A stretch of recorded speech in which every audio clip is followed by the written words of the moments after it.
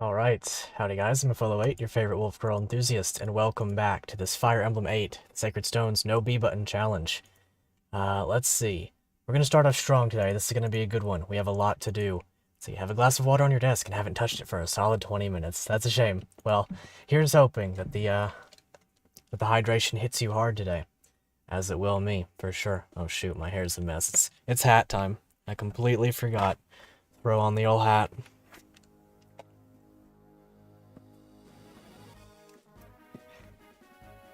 Alrighty, there we go. Now we're ready for some Fire Emblem 8, the Sacred Stones. Let's see, just for a recap, for anybody who may be new or who may have missed the previous one, this challenge is just me playing vanilla Sacred Stones, but I can never press the B button. As you can see, my controller, my hair is fine, thank you, Heartless Caesar, I appreciate that. My B button does not function. That's not because of my controller, it's just because I unbound it, but that's how we're going to be doing it. Looked hot too? Well then. I guess it's one of them no-hat streams. I don't know, my hair's kind of a mess. Oh well. Whatever the case may be, it's time. For Chapter 6, Victims of War, I am glad that we've tackled the previous chapter prior to this stream. Chapter 5X, of course. That one is... I've already messed up. I already messed up. I'm stuck in this menu because I can't press the B button. Starting off excellently. Excellently. Okay, time for another one of those resets, as they call them. Like I said, no B button, ever. Ever. No B button. Let's see, UDEF going Erica route. Yes, good to see you again, Urban Pie. I am going to be going Erica route for sure. That said, I gotta press the B button, so I got to reset right here. Oh boy, starting off strong. Looks flamboyant, natural style plus showing a bit. Oh shoot, that's not what I wanted. We'll just whatever. Fail Sacred Stones without B button. Wait, fail Sacred Stones without B button, fail speedrun. Honestly, true. Let me fix up the audio for you guys a little bit, because last time I noticed it was a little bit quiet. Do let me know this time if it's a little bit too loud. Because I do want that to be good and even for you guys. What's up, Vantage? Good to see you. It's been a while. Buffalo8, true. Except no B. I can't press B. In fact, I just pressed B, and it cost me everything. Let's see. Yeah, we're going to be going Erica route for sure, though. It's the preferable run, or the preferable route for sure. Is my camera lagging a little bit? Let's try to fix that, just to be on the sure side. Let's see. SMH Buffalo. You look Fire Emblem today. Very nice, I'm glad. Very glad to be looking Fire Emblem. Gotta get that Effie aesthetic.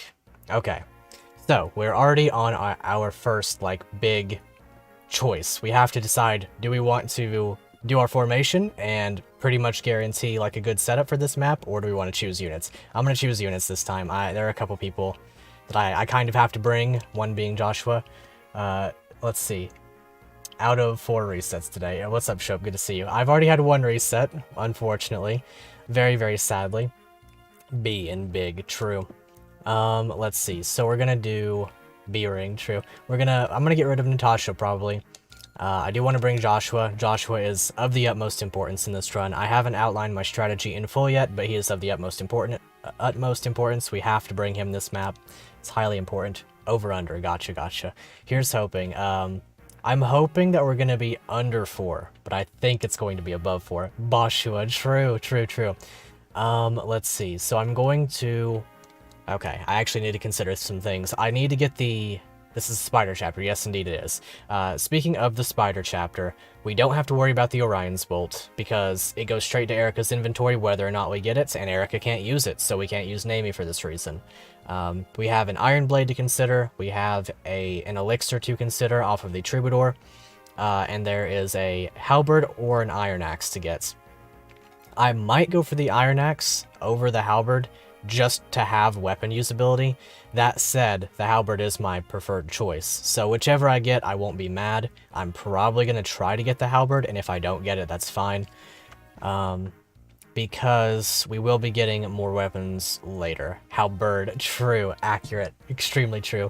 Let's see, so Gilliam is another example of a unit that I need to probably go ahead and use up while I have the ability to, because he's quickly going to fall off. Let's see, so Franz is full on inventory. One other thing to keep... That's enough for me. I appreciate it, that was fun. Fun to read, for sure. Okay, so Vanessa. Does Vanessa have usability in this map? Mostly as a rescue dropper, might as well bring her. I can't give Molder a torch staff, so I don't know that I'm going to bring him. I do need a healer, actually. I do need a healer. I'm bringing Colm, because he's really good. Let's see, Ross Garcia, classic staples. I'm probably just going to drop Arter. I'll probably just drop Arter. He's good, and I could, in theory, use one of the two mages. Loot would be the far easier one to use, simply on the basis. You'll still be watching, though. Thank you. Appreciate it. Loot and Arter. Loot will be easier to use because there's an Elfire Tome that we can get in Chapter 9. Arter, meanwhile, would have to get to level... Yeah, he would have to... Barther. True. He would have to get to level 10 off of this Lightning Tome and also kill a Sage boss. So if we're going to use a mage, it has to be Loot. Let's see. Real question is, who's going to get the antitoxin? That's a good question. I probably should have actually considered that, because there are strats later that the antitoxin would come in handy. I'm probably just going to give it to, like, Vanessa, in truth. Like, it's not actually an important weapon or an important item, but it can be. It can have uses. Specifically keeping in mind Chapter 11, where there's an antitoxin. Well, it's not necessary, but it's helpful, essentially. I guess I could give it to Garcia, but I need to give him more axes, honestly. I think this is going to be the lineup. I can't go back to check my formation. Let's see, Colm, Seth, Armor Slayer on Seth. Right, I've got to consider, do I want the Iron Blade on? Who do I want the Iron Blade on? It's probably just going to go to Joshua. A Lance User 42, good to see you. Give it to Seth for the Spider. Ooh, maybe. It could be worthwhile. Although the Spider, yeah, it could poison him, that's true. I usually try to complete this chapter fast enough that the Spider doesn't appear, but this one is going to be an alternative run. Yeah, with Seth, watch out for the halberd. Yep, I've got a strat in mind for that. I actually really love this chapter. I know the positions of the enemies quite well. Let's see, who did I put the torch on again? I know that I got it on somebody. Oh, I bet I put... Okay, it's on Joshua, got you. You like to give the Iron Blade to Joshua. Yeah, that's what we're going to try to do. Okay, let's get into it. Immediately. And reminder, no B buttons, so whatever I press is that's what I've got to go with. My first order of business... Let's see, so usually I don't go forward. I always run over the mountain. I find that to be the easiest way to do this. Just ignore all of this down here. And that's probably the way I'm going to go again. This gives me the easiest access to the halberd, and it takes care of a lot of issues out the gate. Honestly, for that reason. Oh yeah, I can't speed up my units either, because going into the menu is a no B button thing.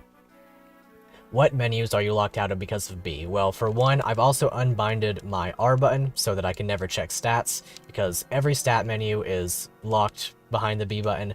If I press A on the map, I'll show you an example right here. If I press A on the map, I'm stuck in this menu unless I hit end or suspend. For my purposes here, I'll just hit suspend. This chapter has Horse Slayers. Yeah, there's a halberd there. I thought you could just hold A to do that.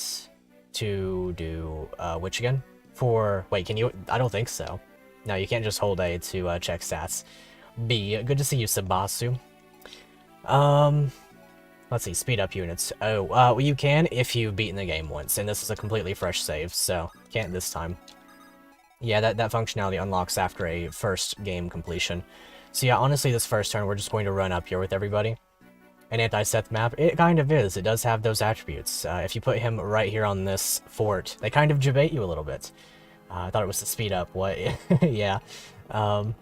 Sadly, you have to... Yeah, it really is a mechanic, yeah. You can't do it until you've beaten the game once. Although, you can, in the menu, speed it up. It's just, like, once you've beaten the game once, that's when you can speed up your unit's movements. Seth Rogen Fire Emblem? I hope so. Just throw in the Donkey Kong voice from the new Mario movie. Okay, and then this should be good. I'm going to keep Vanessa largely out of it this map, although... If I'm not mistaken, I could bait one or two of the enemies with her. For this reason, let's see. I could use Vanessa's turn right now to rescue drop Molder upwards next turn, I think is what I'll... No, I'll just not do that, actually. He might survive, but better be safe than sorry, true.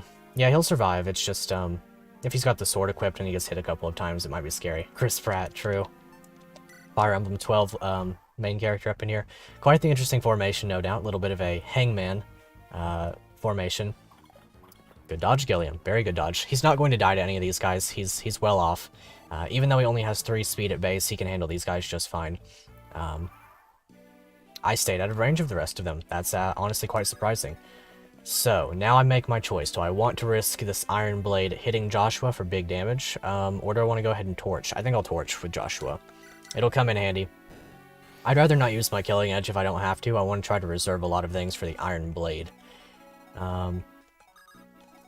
Garcia. I've got to be careful. I can only equip different weapons if I attack with them, is the thing. I can't go into my items menu at all. So I have to be very careful of how I do that.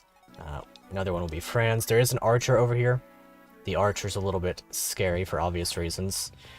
That just being that I have Vanessa on standby. Very good dodge again. This guy is a bit of a chump, quite luckily.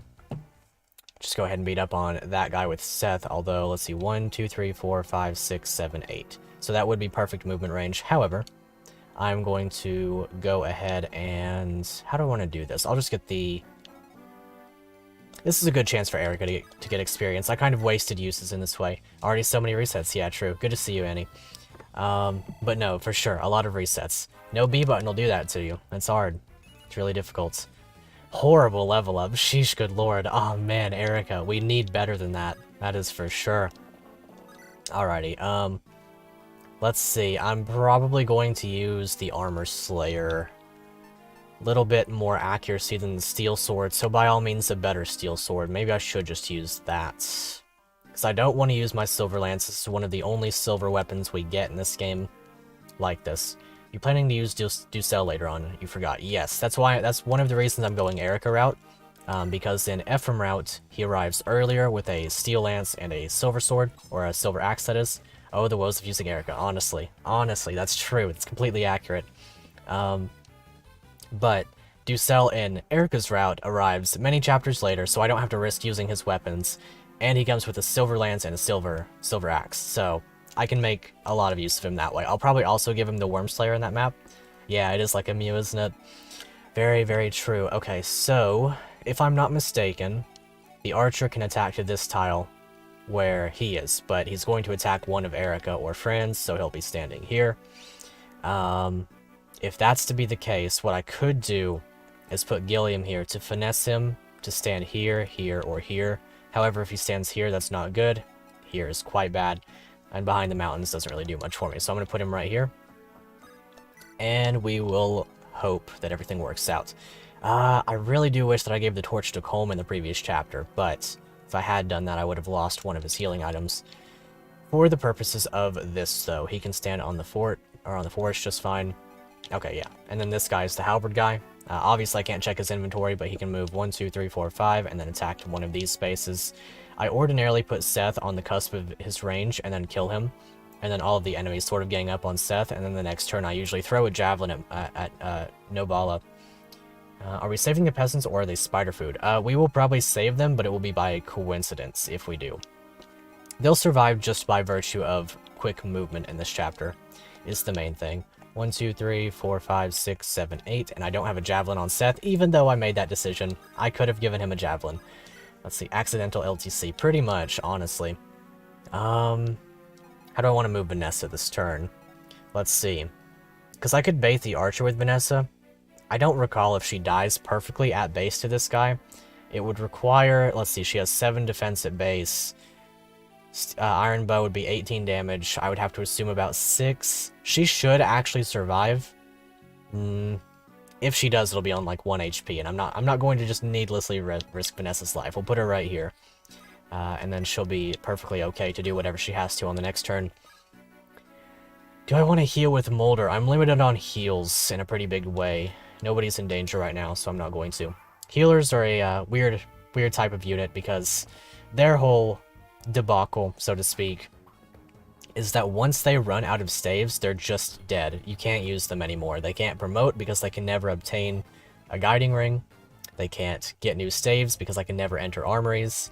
Unfortunate to Archer right there, but that's fine. Yeah, there are a lot of reasons why they're quite hard to finesse. Also, I can't kill that guy with Seth, can I? Because if I do that, whatever weapon is here is lost forever. If that's going to be the case, then maybe I'll bait him I'm going to have to bait him, aren't I? I mean, I guess I could throw hatchet and hand axe at him to get the halberd. Let me consider what the halberd would do for me. Let's see. In Erica's route, not much, because the only cavaliers you face are some rangers and cavaliers in chapter 10 that are partially optional. Archer has 5 to 8 on hard mode. Just looked it up. Gotcha. Appreciate that. If he had 8 attack... Yeah, if he had 8 attack, he would have killed. So it's a good thing I didn't do that. Let's see. So, halberd gets me through Murray. Doesn't really do anything in the next map. Chapter 9 doesn't have any cavaliers. Chapter 10 has that ranger and then some cavaliers. Only 4 of them. Not a big deal. Okay, so I can just skip the halberd. I can just skip the halberd on Erica route. If I was going Ephraim route, though, I would have wanted it for sure. Absolutely, I would have on Ephraim route. But for our purposes here, let's see. I guess how I'll do it is... Let's see, which one do I want to hit with Ross? Garcia's got the A support with Ross now, and Seth, so I'm going to have him stand up front. And I'm going to have him bear the brunt of beating up on the archer. And that should be just fine. Now, in terms of hand axe, I am using up quite a bit of it, but it is useful, and as such, I'm not displeased to do this. Okay, good. Now, I can also consider the... Let's see, especially since it's impossible to trade, true. I can also consider this having an elixir. Currently, Franz's inventory is full, so I would have to lose something. Erica, I can give the elixir to pretty free of charge, honestly. Let's see. Yeah, you're not wrong. You're not wrong at all. That many uses is a lot better. I'm going to try to give this to Erica. Okay, she'll get it for sure. Erica having an elixir for the late game is going to be quite good because she is going to be one of our most valuable units. She's one of 3 who can use legendary weapons. Should be only one of 2 who can use legendary weapons, but luckily she's one of 3. Let's see, how much HP? Let's see, Erica could, but she'd be sniped. Yeah, true. Okay, how do I want to kill this guy? I guess I could just give this one to Franz. Well, I have to commit to this now. It's a little bit of an unfortunate maneuver. If I lose Gilliam, I'm not going to reset for him. We've already decided that we're not doing, we're not doing Iron Man, but we're also not resetting for deaths necessarily. Hey, Buffalo. Hit B. I dare you, bro. There you go. There's your B button presses. I can't, your obligatory B button presses. Shoot, he doesn't actually kill.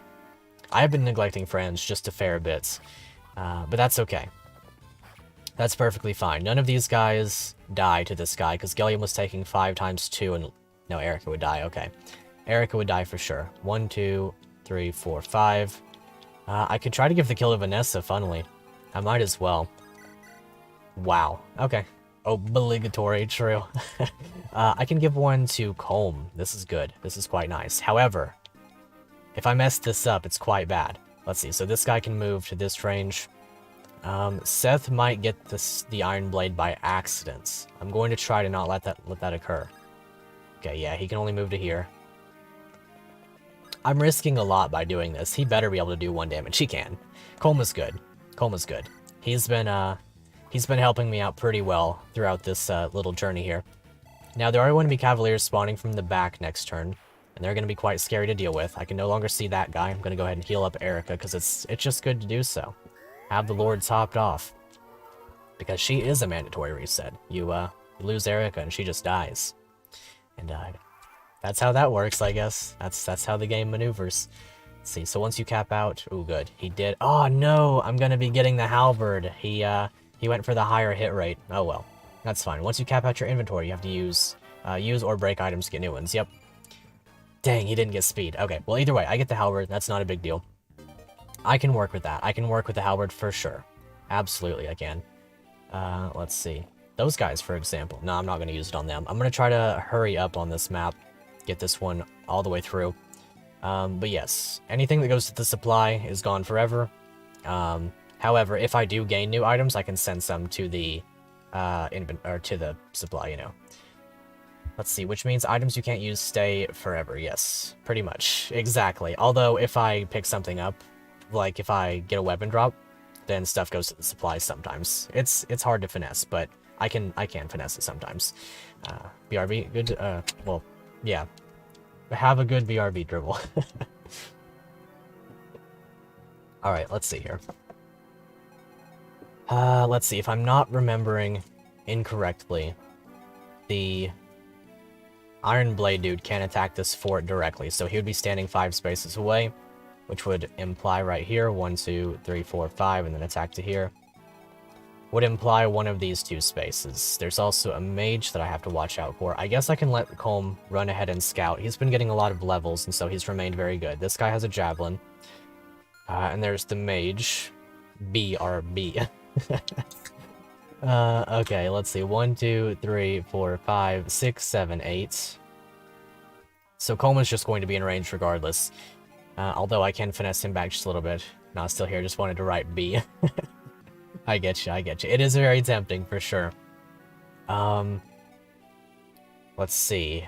My best option to get rid of these guys is to put Ross. Well, it's actually to put Garcia on the forest, but then I use up pretty much 4 uses of my hand axe. And what does that mean for the future? I'd have to be a lot more careful. Vantage Emblem. I don't know what it is with the B in this way, but it's really funny. I love the B emote, I use it all the time. Okay. So Colm, I'm going to back up 1 space with the usage of Vanessa. Finessa, as I like to call her. Okay, and then Franz can drop him. Let's see. I guess I could go like this and then drop him. Yeah, that'll work out just fine. And then go to right here. And this should be perfectly out of range. I think I am going to take this opportunity to use Garcia, put him right here, and then in range of both of the dude bros that he wants to be with as well. That said, I will put Seth in range of the mage as well. Not so much Ross, because he doesn't have his weapon equipped. Yeah, okay. So this should work out just fine. I do have to move a little bit slower, because I can't necessarily, you know, I can't go after the Iron Blade dude without risking him. Okay, I'm fine with this. This gives me the opportunity to swap Garcia over to his Iron Axe just fine. And then this guy should, yeah, he should be a one-shot with the 3 supports. To hit me with a 28. Anyway, this is the power of Garcia with an A-rank support and a B-rank support under his belt. That should be like roughly 20% crit rate just going for him. And plus 5 power, a little bit of defense from Seth. It's very nice. Let's see, so this guy... this is fine. Gilliam is a little bit down bad, but it's fine. Free enough kill for Ross. Not a free kill for Ross. What a champ. What a champ, my guy. Let's see. That's a little bit unfortunate, though. Dang, we're not getting any speed with the axe dudes. Let's see. If any of you guys remember from the last stream, though, we are still going to be trying to attempt what we in the business refer to as the stupid, involving a certain Ross. And if he gets to 10 speed, we won't be doing the stupid. So we'll see how that goes. Actually, if he gets to 11 speed, I've decided to threshold. Let's see here. So... Joshua can kill this guy. And I do want him to get experience. Bruh moment with Ross. Yeah, honestly. It is a bruh moment. Can't Vanessa kill the soldier? She could probably, yeah. Ross more like, boss. Let's see. Do I want this kill with Joshua? That's 2 uses of Killing Edge. Yeah, she can kill that one. I can throw a javelin with her. Although she might miss, maybe? I guess we'll see. I guess he needs experience at some point. Maybe he'll get the crits, so... If he does that... Dang, okay. Well, he gets experience regardless. Dang, he wasted a use. He could have just gotten the crits, and it would have been just fine. It would have been perfectly cool. Arguably epic. Okay. A little bit of healing on Garcia never hurt nobody. Except for the enemies. In a pretty significant way. I'm going to use Seth to bait the dude. I have this in mind, because, like, Gilliam's already down bad. He needs to be picked up. I'm going to use... Shoot, now I have to do it with Franz. Dang it. That was just a complete... My brain is off moment. I'm going to have to use Franz now for this. Highly unfortunate, because I'm going to lose his turn as a result of doing this. However, weighing Seth down means that he will only hit the... Iron Blade guy once. Now, if he can attack this tile with his exact 5 movements, it would go to reason that he can attack any of these tiles as well.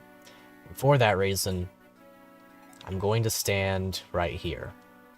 I'm also going to have to rescue drop Joshua down a square or two. But that's fine. I can do that with my two other units. The Javelin guy is not that scary to me, all things considered. Like, I guess Gilliam is kind of extremely down bad right now. And so it would ideally be best to help him. But I don't know that I can do that. So, yeah, this guy, he could theoretically be standing right here. And that would mean 1, 2, 3, 4, 5, I would hope, or maybe here. 1, 2, 3, 4, 5. If he attacks Seth from any of his any side, actually, it's completely okay. So I can take this opportunity to rescue Gilliam. Ross will get hit by a halberd once. I am going to have to rescue Gilliam. Like, he's not going to be okay. He's not going to be fine. I'm just going to get these two out of here. They're pretty useless for the remainder of the map. As much as it would have been cool to kill this guy, not going to be able to finesse that. Now, as for Colm, let's see. I could put Colm right here, and he would bait the axe guy. 1, 2, 3, 4, 5. Actually, right here. And he would bait the axe guy, and he would give me full vision. Oh, that's a little bit scary. I forgot about that soldier. That's fine, I guess. I can... Let's see. Is Mulder going to be okay is kind of the question now. Joshua is finally being used as an important part of any run. Yes, he is one of our most important, for sure. Let's see. Colm is probably going to be okay. It's just a matter of will Mulder be okay. Because Mulder's going to get hit by this guy. I think I do have to rescue Mulder, unfortunately. Because it is very painful otherwise. It's fine for Colm to get hit by one of these guys, but not both. So I think this is probably already a reset. This is the moment that he knew. Yeah, honestly. I did indeed know. So now my question becomes... Okay, I do see a way out of it, generally speaking. And it's called Garcia. But there's a very high chance that Mulder perishes. He would have to dodge one soldier. And to be fair, actually, he would probably have to dodge more than that. If the dude was standing here, that's 1, 2, 3, 4, 5, 6, 7, and then a javelin.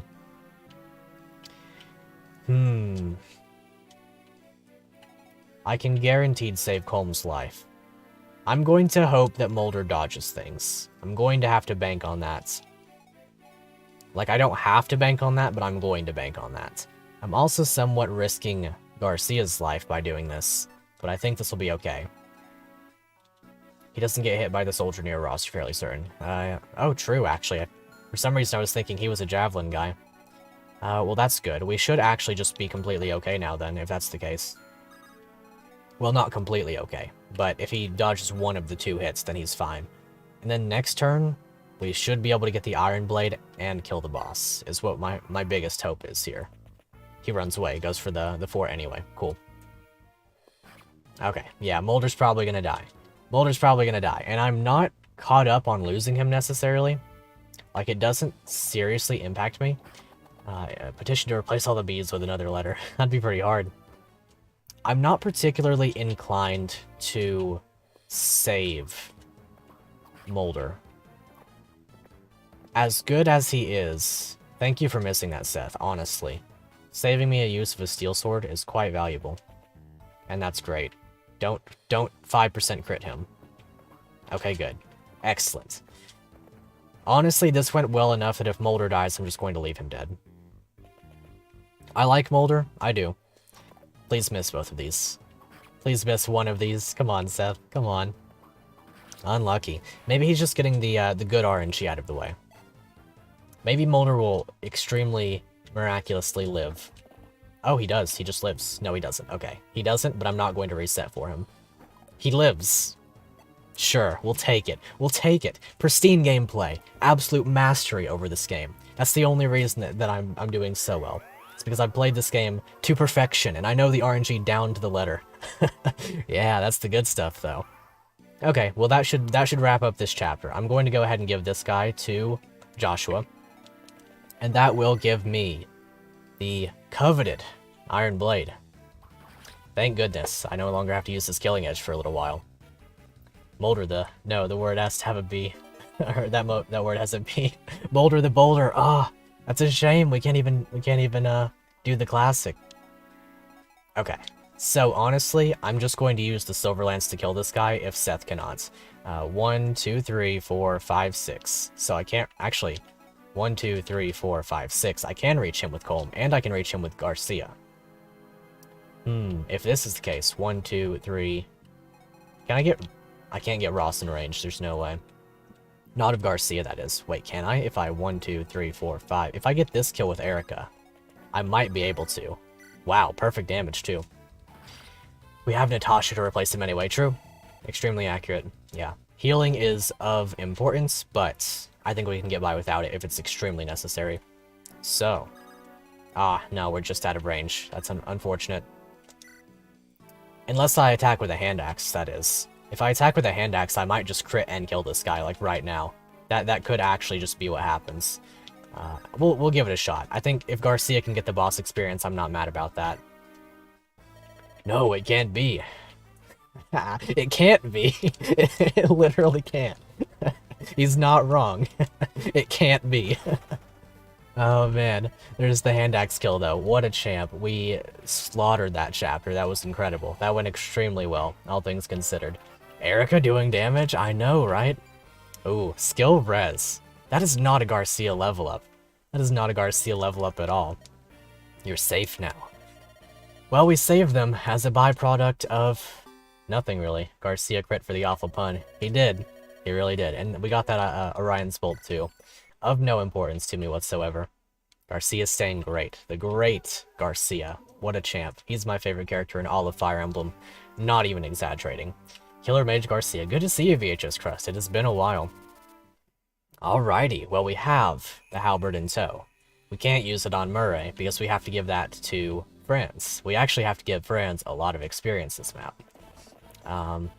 Not necessarily give it to him this map, like give him the experience this map, but we're going to be giving him a lot of combat this map.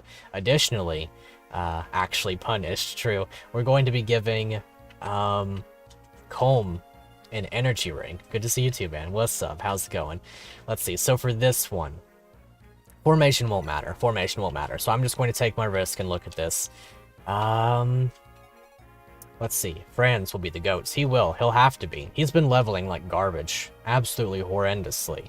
But he should be pretty good this time. Garcia's already ready to promote, so I'm probably just going to keep that train rolling with him.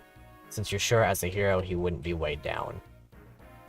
Could you use the halberd for Orson? True, actually. Yeah, that's true. Well, he's only losing 1 speed anyway right now. Actually, he'll be losing 1 speed regardless, because he doesn't get more con from the hero bonus. But it won't matter, because he'll get 2 speed from that. I'm also planning on getting him a speed wing if I can. Let's see, can I? No, I don't think I can, unless I give him a chest key later down the line. Can't believe that level 4 Franz in Chapter 6 isn't that good, honestly. Truly, he's one of those units that I don't personally like that much, honestly. Like, he's good. He is. He's pretty good. I just don't like him that much. So this map, I might bench Vanessa. Maybe. Because I can use Namie for this map for chip experience on a lot of these guys. Soldier class units are susceptible to cute pink-haired archers, as you can well see. I'm going to use loot. Is that the play? No, it's not the play. I'm going to use Namie. Gilliam, I'm going to save for the next map, and I'm going to bring loot. 200 IQ for Ford replacement. We are going to be using Ford, that's for sure. Vanessa gets a banished. Boot gets the boot. Excellent, I love it. Okay, so the thing with Namie and loot is that I can use Namie to chip experience and give loot kills, because loot is going to need like all 40 uses of this in order to get the experience to promote. At which point, she could be one of my staff units, which I will otherwise only have Sally for. In your slip up which challenge you promoted Gilliam in this map, he was level 12. Good choice indeed. The addition of slim swords on him is going to be quite fun, depending on which route you go, of course. Let's see, so Ross Colm. I'm going to have to drop something off of Colm this map. I might just use up the rest of the vulnerary. Probably. Billiam is... yeah, you're not good enough for that one. Billiam Williamson. Great Knight or General? That's a good question. I think Dribble doesn't like Great Knights though. I think it's got to be General. Okay, so Seth is going to break his Steel Sword this map almost assuredly. That does set me up for a kill on somebody. Ironblade Joshua, Garcia with 10 uses on, Hand Axe. I do have to keep in mind my weapon usages a lot, so I'm trying to remember them as I go over them. 34. Okay, he's fine for a while. Erica's pretty down bad, that's for sure. That is for darn sure. So, if we're going to do this properly, you did Great Knight literally just because you're relying on a support for Franz. Gotcha, gotcha. They do have a great support. Okay, so if I want the energy ring, I have to use up the vulneraries, so I'll use Colm for combat for a little while. One cool thing about Colm, I always say this, which Joshua Con can he double with the Iron Blade? He does get weighed down by it a little bit. If I'm not mistaken, he has 7 con. Oh, fair, yeah, true. If I'm not mistaken, he has 7 con, so that he's exactly suited for the Killing Edge. He will lose 2 speed to the Iron Blade, but he'll get the job done with it. He still has pretty good speed. And if he levels up, he'll get more speed, so he'll be quite valuable. In terms of more weaponry, though, I'm going to have to be careful with him, because he is going to get 1 weapon guaranteed, but he has to promote in order to get that. Speaking of promoting, Hero Crest usage. So, one of the Hero Crests arrives on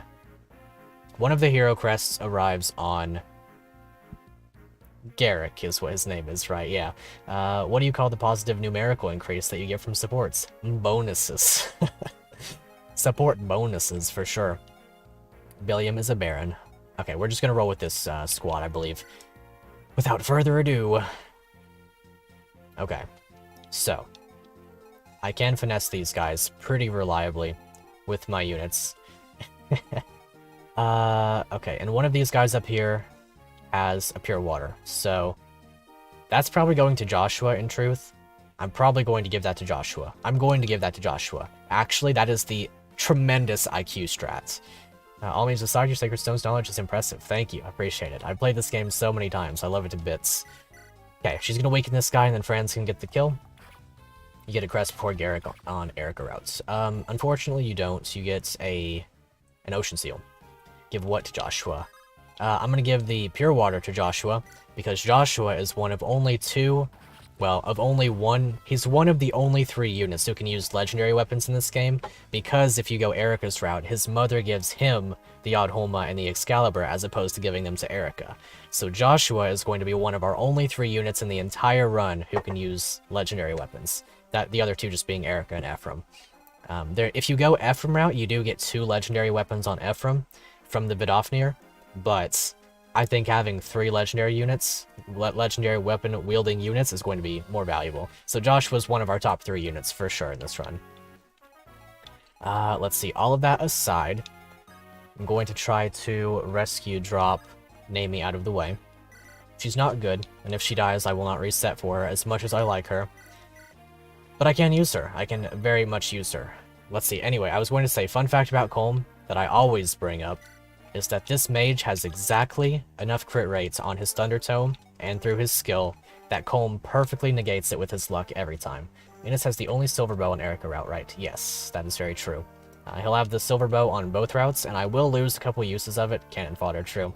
I will use a couple uses of it in Erica's route that I would not have to use in Ephraim route simply because he attacks people on his own as a green units, but that's completely okay. I can vibe with that. They're cuter. The cuter they are, the faster they die. Honestly, I feel that. You saw that last chapter with Molder. That very much came out to be true. Oh man, my hair is a complete mess. I should have worn the hat. No, it's fine. We're under attack. Rouse yourselves. Yeah, at least I can press the start button to skip the story still. I do love the story in this game, but I've already read it like 25 times. Probably more, truth be told. Excellent. Very lucky that he gets these kills here. I'm also just going to let him take care of the axe dudes down here with his sword. I'll bait out one of them with the remainder of... Man, he's bad. He's bad. Like, he's trash. What is he doing? Ah, my boy. My lad, what are you doing, home dog? Okay, that's fine. Steal the energy ring. Colm has max inventory and he can't drop stuff. Yep, I'm gonna have to take damage with him twice. I'm thinking of using the mage for that purpose, in truth, but I'm not perfectly sure. Let's see, how much, okay, he does actually need 1 more point of HP. Let's see, have a lot of trouble really replaying specific games that much? What draws you to it? That is a good question, honestly. For this one, this was one of the only games that I really like. Let's see, so this one and Pokemon Leaf Green are the 2 games that I clung the most to as a kid. And in doing so, I built pretty much just this weird, like, I don't feel bad ever replaying them, and I'm not perfectly sure why. For this one, I just loved the story, so I reread the story like 10 or 15 times as a kid, probably. And I kept coming back for the characters, kept coming back for the randomness of the level ups, and the different configurations of units and stuff. It'll go game by game for sure. There are some games that I just can't replay. Like, I just, for the life of me, I cannot play FE9 on a couple, like, more than just the first or second time. True FE fans rate a unit's viability, whether or not they land a 61. That makes sense, gotcha. That's good. There's a lot to it, though, for sure. This one and Pokemon Leaf Green were the only 2 games that I personally start to finish beat as a kid without any guides or anything, and I think that just really hit different for me. So Fire Emblem's good pretty much, but this hits the spot, yep. I would say so. No matter the difficulty, no matter how easy the game is considered to be, don't crit me. Thank you. No matter how easy the game is considered to be, I just love the characters, the story, the world, the maps, the everything. The amount of, like, little nuanced details in this game's map design and gameplay. Shoot, I didn't want to use the Killing Edge. I guess that's fine. Yeah, split promo is a huge, huge bonus. So how about FE8 ROM hacks? Clearly you're happy doing a challenge run. Yeah, I do love FE8 ROM hacks as well. I do play a good few of them on the channel here. And I very much enjoy them. I love them a ton. Okay, so this guy, I'm going to... Let's see. How do I want to tackle this guy? Mages are always scary. But yeah, I do love FE8 ROM hacks as well. First time you ever beat a game was Luigi's Mansion. It's a shame they did what they did to that series. Yeah, I agree. Luigi's Mansion 1 was such a blast. It was one of my favorite games. I remember the exact thing that I did whenever I got it. This is a little bit of a dumb story that I probably never thought I'd repeat. But my very first time getting Luigi's Mansion, I woke up one morning. I was like 7 a.m. or whatever. I walked out into the living room at home, and my dad just had it. He handed it to me. He's like, "Here you go." Dark Moon was...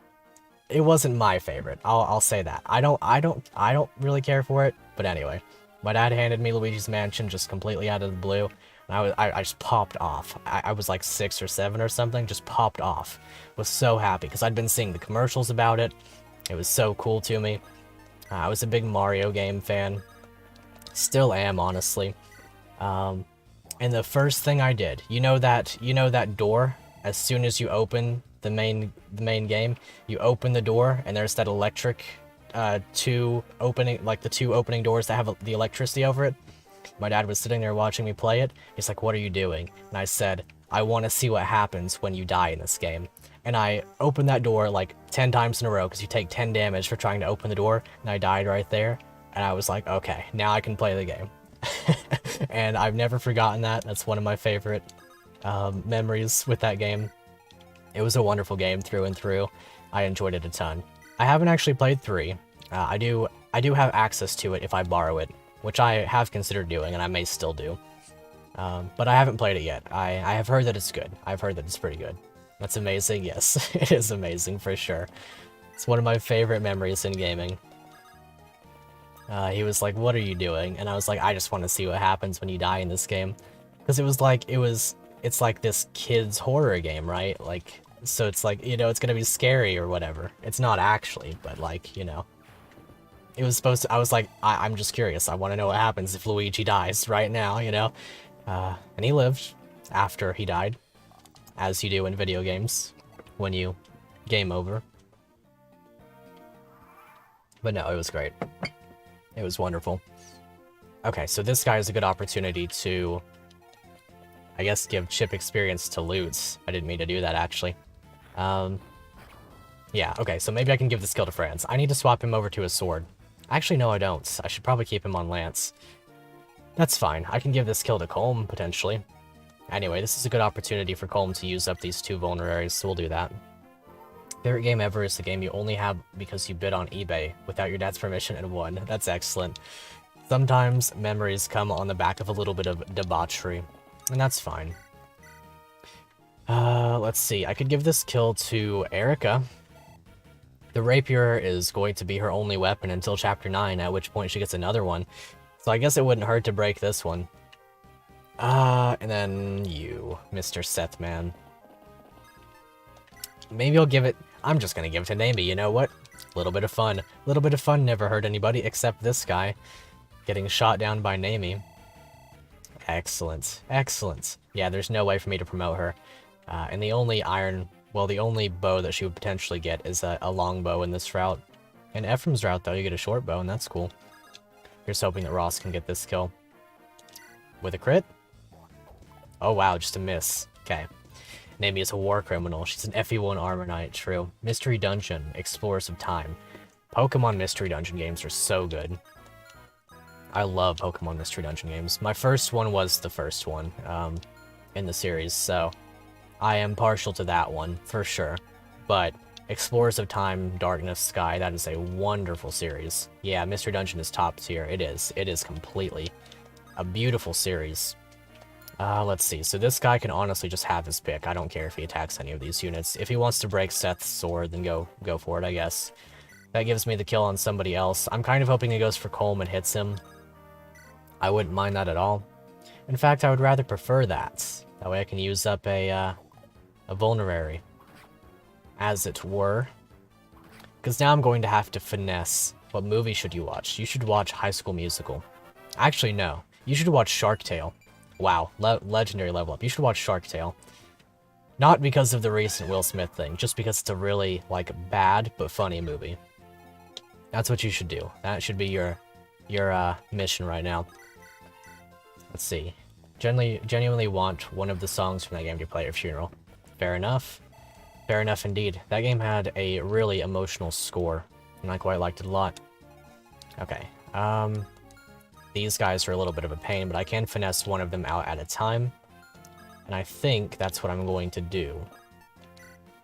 Because you can... Shoot, okay. Well, I have to hit this now.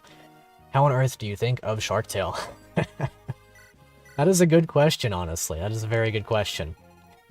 We watched it recently in a group, and it was worth. Shark Tale, that was one of the greatest experiences of your life, watching Shark Tale with you, for sure. That was so much fun. That was wonderful. Shark Tale is a beautiful movie. It's not actually a beautiful movie, but it's quite funny. Perhaps for the wrong reasons. But no, it's great. It's very, very wonderful. Yeah, in the Club, that was a lot of fun. Okay, so Colm right here. Let's see, I could finesse this a little bit. Should watch the Grovile special episode from Explorers of Sky. Yes, I actually had the, or do you mean the, like, in-game event, or do you mean, let's see, we should watch another movie? Maybe Shark Tale? Maybe. I mean, after all that's gone on, maybe. Or do you mean the, let's see, do you mean the little DVD thing that came with? An hour and 10 minutes of flat dialogue, gotcha, okay. Because I know there was a DVD that released with Explorers of Sky that had them fighting a... What's the middle evolution of Gible and Garchomp? Gabite? They were fighting a Gabite for its scale because they needed it for medicine. And that was pretty cool. I liked that a lot. Gabite, yeah, that's the one. There you go. Appreciate it. Okay, so here's hoping that Franz is okay. I'm pretty sure he's getting doubled by one of these, but he's not getting attacked by both, and he's not getting hit by the mage. This guy will hit him for probably like 7 damage, if I'm not mistaken. So as long as this guy's not doing like 9 times 2, which he should be doing like 5 times 2, maybe 4 times 2, depending. We'll see. Garcia to the back, and where's Joshua? Okay, very good. This should be just fine. This should be perfectly okay. Ouch, he is doing a lot of damage. Don't crit me. Oh wait, yeah, Franz got speed twice. He's fine. He would have been fine anyway. These guys cap out at 10 speed. I think they have like 9. Yeah, no, I'm speaking of the little side story you get after beating game. Let's see. Here I was thinking you didn't post too much, your bell was not hit. Riv. That's a shame. Well, that's a good reminder for everybody. to make sure to go ahead and subscribe and hit that bell so you don't miss out on more videos. We will be continuing Fire Emblem Illuminated very, very soon. Whether that's tomorrow or the next day depends on how much time I have in these next couple of days, but I very much look forward to it. That's been a very fun little series. A very, very fun game. Very difficult, for sure. Although that may be on me for playing poorly in some instances. It's a very fun experience nonetheless, though. Okay, so here is a little bit of a conundrum. What I'm probably going to do here is rescue Naomi with Seth and keep her there, so that I have him weighed down. Not that he needs it with his almost broken steel sword anyway. Erica can rescue Lute, so can Mulder, but I want Mulder to heal Franz. That way he can get the little kill on this dude, bro. I'm probably gonna have to finesse this a little bit with Colm. Colm O'Driscoll from Red Dead Redemption 2. I've been in a little bit of a YouTube rabbit hole lately where I've just been non-stop watching Red Dead Redemption 2 videos. That is a beautiful game. Absolutely magnificent. I watched a Let's Play of it by Markiplier way back in the day. And that was fun. But revisiting it again here, like probably 2 years later now, wonderful. Red Dead Redemption is a masterpiece of a game. I'm pretty sure that Arthur Morgan is my favorite protagonist in all of gaming. And then Joshua. He'll make his way up here eventually. Made an FE8 rebalance patch. It would raise the difficulty by splitting the party at the route splits. Not a bad choice. Oh, okay, these guys are doing 5 damage. Interesting dodge there. Raise the difficulty by splitting the party at the route split, and then raise enemy stats slightly. Oh. Oh well. I don't want to die. Oh well. That is on me completely. I forgot to rescue her. I'm not gonna reset for her. I'm not gonna reset for her. I like Lute. I do. Oh, that's another death. Lute got the boot. She honestly did. I do like Lute. She used to be my least favorite character in Fire Emblem, fun fact there. But she is no longer. F, yeah, truly. Good to see you, furry kittens. There we go. Rest in peace, Lute.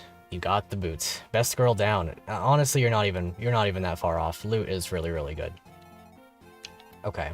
So I'm hoping that Colm doesn't kill this guy in one hit so that we get damaged. Dang. Imagine being so broken. You know, childhood bias?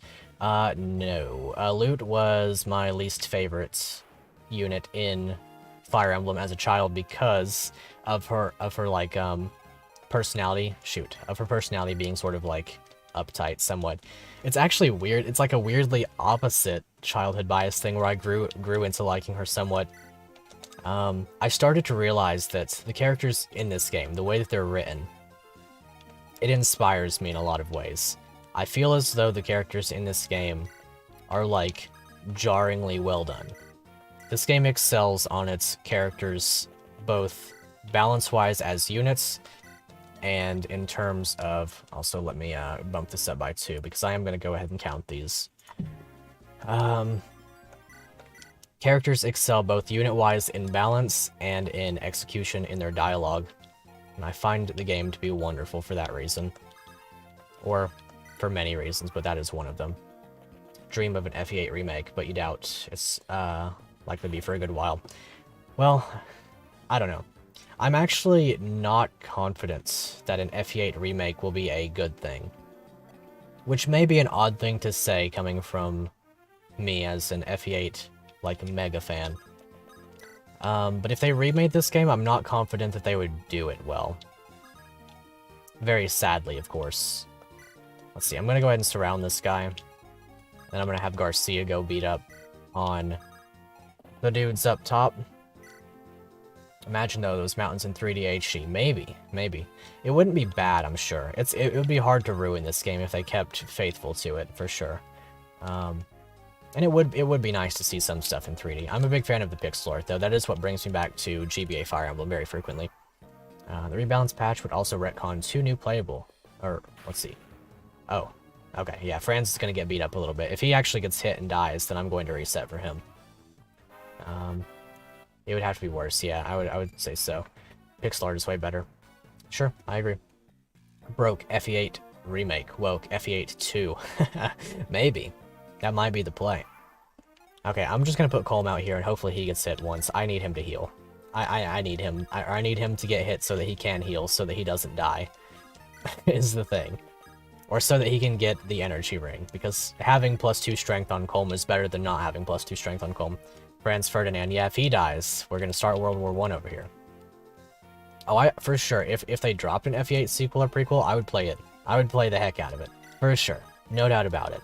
However, I feel like there's potential for me to be disappointed if they start messing with the story a lot more. Oh man, I'm actually just stupid. I forgot to leave somebody in range who had 2 range. Honestly, that might be worth the reset right there. Frost Galaxy Gamer, good to see you. The best part about FE8 is its pixel art. So, Among Us custom class. That's true. I have seen the Among Us art. That might be worth the reset right there. That might be completely worth the reset. I think I'm going to reset for the energy ring. That's 2 whole points of strength. So, I guess loot survives. Alright, that's going to be 30 right there. The big 3-0.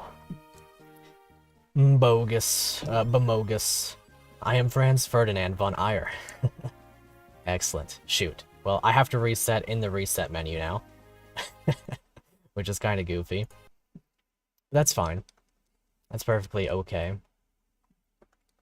Let's see. We do be reviving the worst unit in the game, SMH. It's fine. I think loot is pretty darn solid as a unit. I think you just have to give her supports. If you support her with Ross and Ardor, it's hard for her to go really wrong with anything. Botterside. Benval. Yeah. It's a fun chapter. I like this chapter a lot. I'm gonna tackle it differently this time. Fuel up with the green sea instead of the hydration this time. Isn't Amelia the worst unit in this game? I would have to argue that it is Ewan. Just like, okay, so not taking grinding into consideration, I would say Ewan. And taking grinding into consideration, perhaps oddly, I would say Gilliam. Because I feel like he has the least potential in terms of level ups, oddly. F off F. True. That is what I will have to do, if it is so decreed. I'm probably just going to leave loots in the dust this time, and play this a little bit differently than I'm used to. Yeah, okay, we're just going to roll like this. Ewan is the best. I don't know. I was talking about this the other day with JBR. And I think that I've decided that I think that Ewan is the worst unit. However, I don't think that any unit in this game is poorly balanced. Whereas, okay, so take for example people like Wendy in FE6, or Sophia in FE6, or like, I don't know, who would be bad in FE7, like, okay, maybe FE7 doesn't have bad units either necessarily. Somebody like Will or Rebecca in that game, just off the virtue of 2 times effectiveness. Gilliam is to tank the whole game, does well, and 1-shots if he gets some strength points. He's not bad. He's not bad at all. Shoot. Unlucky. Yeah, we were talking about that, and I think I decided that no unit in this game necessarily needs to be rebalanced. There are 2 instances in this game, I think, that I would rebalance. One just being promote Marissa, like auto-level her to like level 13 or something, and then promote her. And then reduce Garrick's con. And that's about it. Exactly, you had that experience. Let's see. Usually once, Jinu had the second worst unit experience you've ever had, first being Path of Radiance Braum. That's rough. Ewan is a recruit that comes at level 1. Way too late, he is poo-poo. He can be quite bad. He can be quite bad, that's for sure. But I don't think he's unbalanced for what he is, because taking into consideration the whole scope of the game, he can be trained in maps at great peril to yourself, but he can also be trained in the tower, and I don't think it's necessarily unfair to consider the tower in unit balance, because it's there for a reason. Why promote Marissa? Because she comes worse, like she's a worse unit than Joshua when he arrives at level 5 in Chapter 5. Actually, here's how I would say it. In Ephraim routes, level her to 13 and promote her. In Erica route, just level her to 13. And then you'd also probably have to throw in, like, something else to balance this out. I don't really know. I haven't thought it through in great detail, but I do think that she's one of the few units who could use it, like a pretty genuine rebalance. Tower's a cool feature. Yeah, I agree. I honestly think that every single Fire Emblem game, to be milked to its truest potential, should have a tower and a world map. I think it just straight works the best for the series. Linear gameplay could still be followed if you want to follow linear gameplay. Take, for example, the vein of FE7, or take, for example, the vein of this challenge. Literally just don't visit shops on the map, or go to the Tower of Volney if you don't want to. You can still follow the linear experience, but for people who like to not follow the linear experience, buy things on the map, maybe do things like train their units in skirmishes and towers, perfectly acceptable. Not one single thing wrong with that. Creates the best formula for the series, in my humble opinion. Now, I get why ROM hacks don't follow this, because it's quite difficult to program a world map, straight up, and it doesn't necessarily offer a lot to the experience of the player. It's not necessary, for sure, but if you're going to go to the length of making a full game, and you have the vision to, you know, build your world that way, definitely benefits the experience. That is my hot take for the day. A hot take that I think is pretty hard to dispute. I would be darn impressed if somebody could genuinely, truly argue that having no world map and having no ability to grind makes a game strictly better. Because if you don't want to play certain way, you don't have to. Totally agree, give the player the options, yep, pretty much. Experience the game the way that they want to. Let you build your own experience within the confines of the game's world and mechanics. Three Houses would have been a better... Let's see, would have been better with an Awakening Sacred Stones-esque world map for the second half. I agree. Nice level up there. Would have liked more strength. We'll always like more strength, though. No, I agree, for sure. Maybe the one caveat is that I wouldn't want the game to be balanced around expecting you to grind. Exactly. Spot on. That is my exact thoughts as well. The grinding should be considered in absolutely no way. The player should have the choice to grind if they feel like they want to, but the grinding should not be considered in the balance. And I think that's how this game was balanced, truth be told. I think that they were like, yeah, you don't have to grind at any point. That's why the difficulty is probably considered easier for reasons such as these. But that's fine. You should never have to grind, but you should definitely have the option. Like the Tellius balance. I haven't played enough Tellius to honestly give a nuanced take. Accessibility feature, I agree. I don't have enough experience with Tellius to give a nuanced take on that. I don't like Tellius, but I'm not willing to necessarily just throw down my thoughts and say that they're correct, because I've only played... I never finished Radiant Dawn, and I only played FE9. I played it twice because I lost my save once, but I only really played it once, truth be told. I made it to the Black Knight fight in my first save, and then my save got corrupted, and I had to play it again, but I'm only going to say I played it the one time, because I barely remember my first playthrough. One of the many reasons Awakening grew so popular. I agree. I agree for sure. Going back and playing Awakening now is something I probably wouldn't necessarily do, but I think that it had a lot of good things like in its headspace, so to speak, to build the experience for as many people as possible. Why didn't you finish Radiant Dawn? Well, that's honestly, it's not a great reason. I kind of just stopped playing it. Like one day I just turned the game off, and then I didn't turn it back on. And then I ended up, like, transferring my information to another computer, and now I just don't have the save anymore. It was actually just one of those things where it's like, oh, I lost on, I think it was Part 4, Chapter 2, the one with Nae Sala. And I just didn't turn the game back on. It wasn't like out of malice or anything, I just didn't turn the game back on. Waiting for the Sacred Stones ports. Yeah, honestly. If they give us FE8 on Switch, I'll buy it. Frame 1. Like with Sacred Echoes. Gotcha. Sacred Echoes is such a cool project. I have so much respect for that team. They put so much work into that game.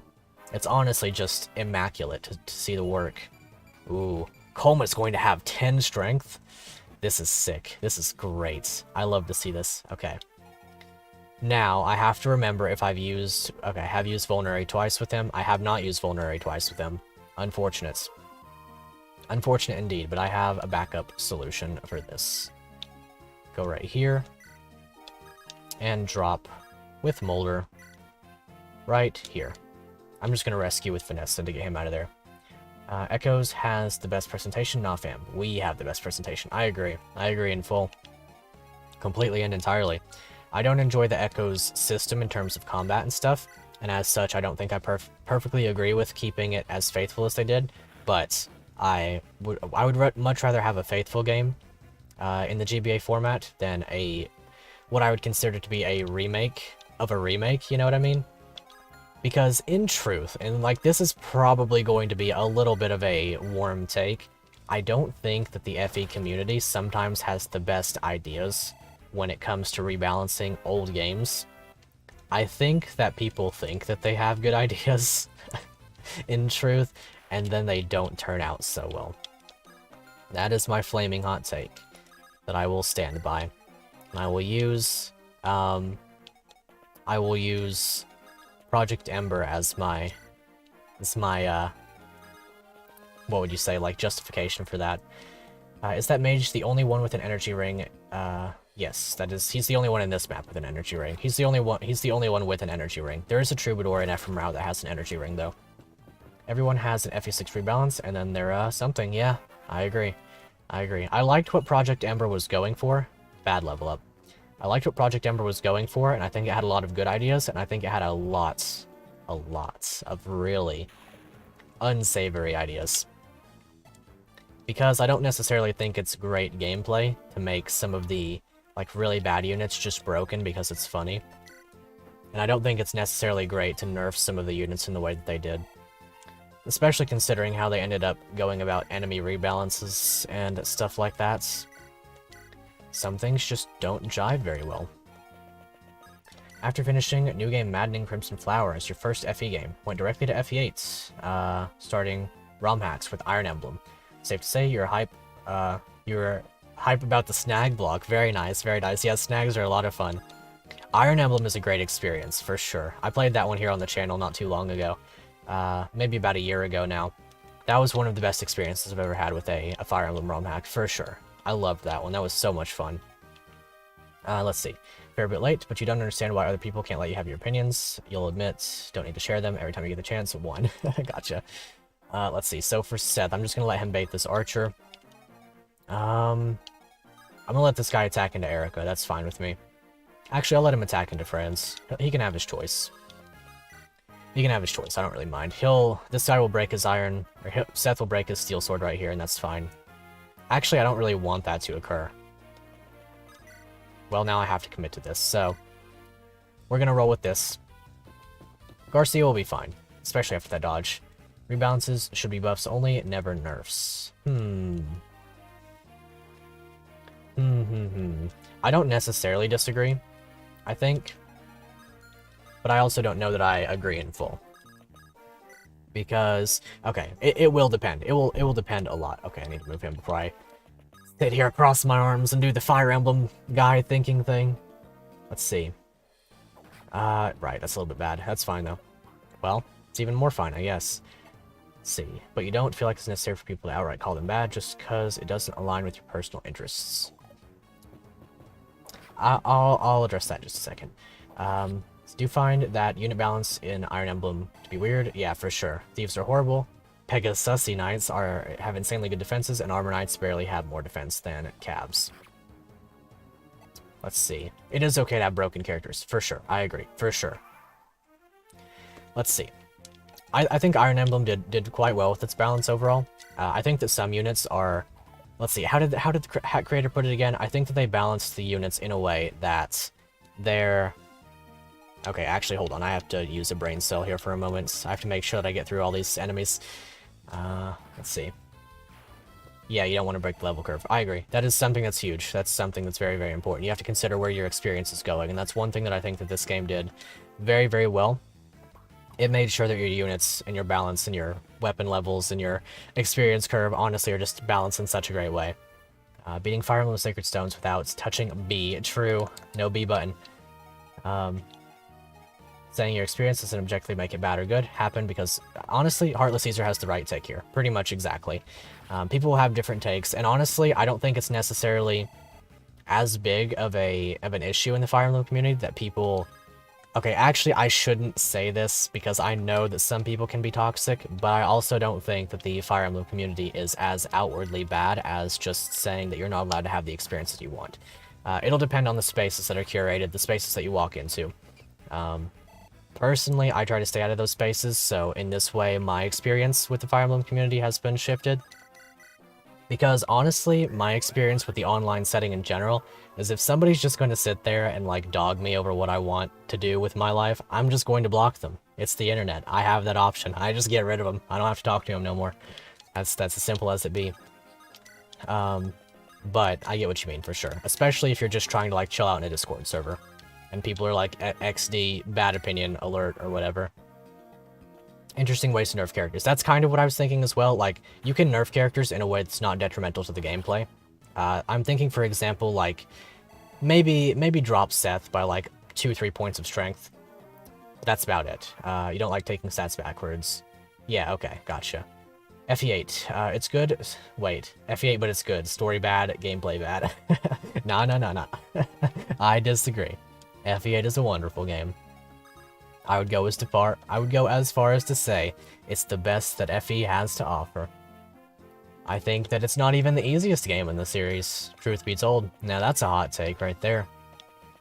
I think that FE7's the easiest game in the series, with very bad difficulty curves in some places, and that's my hot take for FE7. Okay, I actually need to make sure that Ross is okay. He will be fine for this one turn. Love FE8, yeah, I know. I know, don't we all? Now I get you, though. Easiest game is any with Divine Pulse. Now that is a fair opinion, for sure. I would not say that I disagree with that, necessarily. I think that Three Houses Hard Mode was the easiest game in the series. I think that's the truth. But now that it has Maddening, it's harder to say. Slim Lance, so he's not going to die. Kick W. Love Divine Pulse TBH, but yeah. I don't think Divine Pulse is a bad mechanic at all. Doesn't make Urk magically good. Yeah. Well, see, that's the thing too. I don't mind that some characters are worse. I actually think it's better that characters are worse in a game.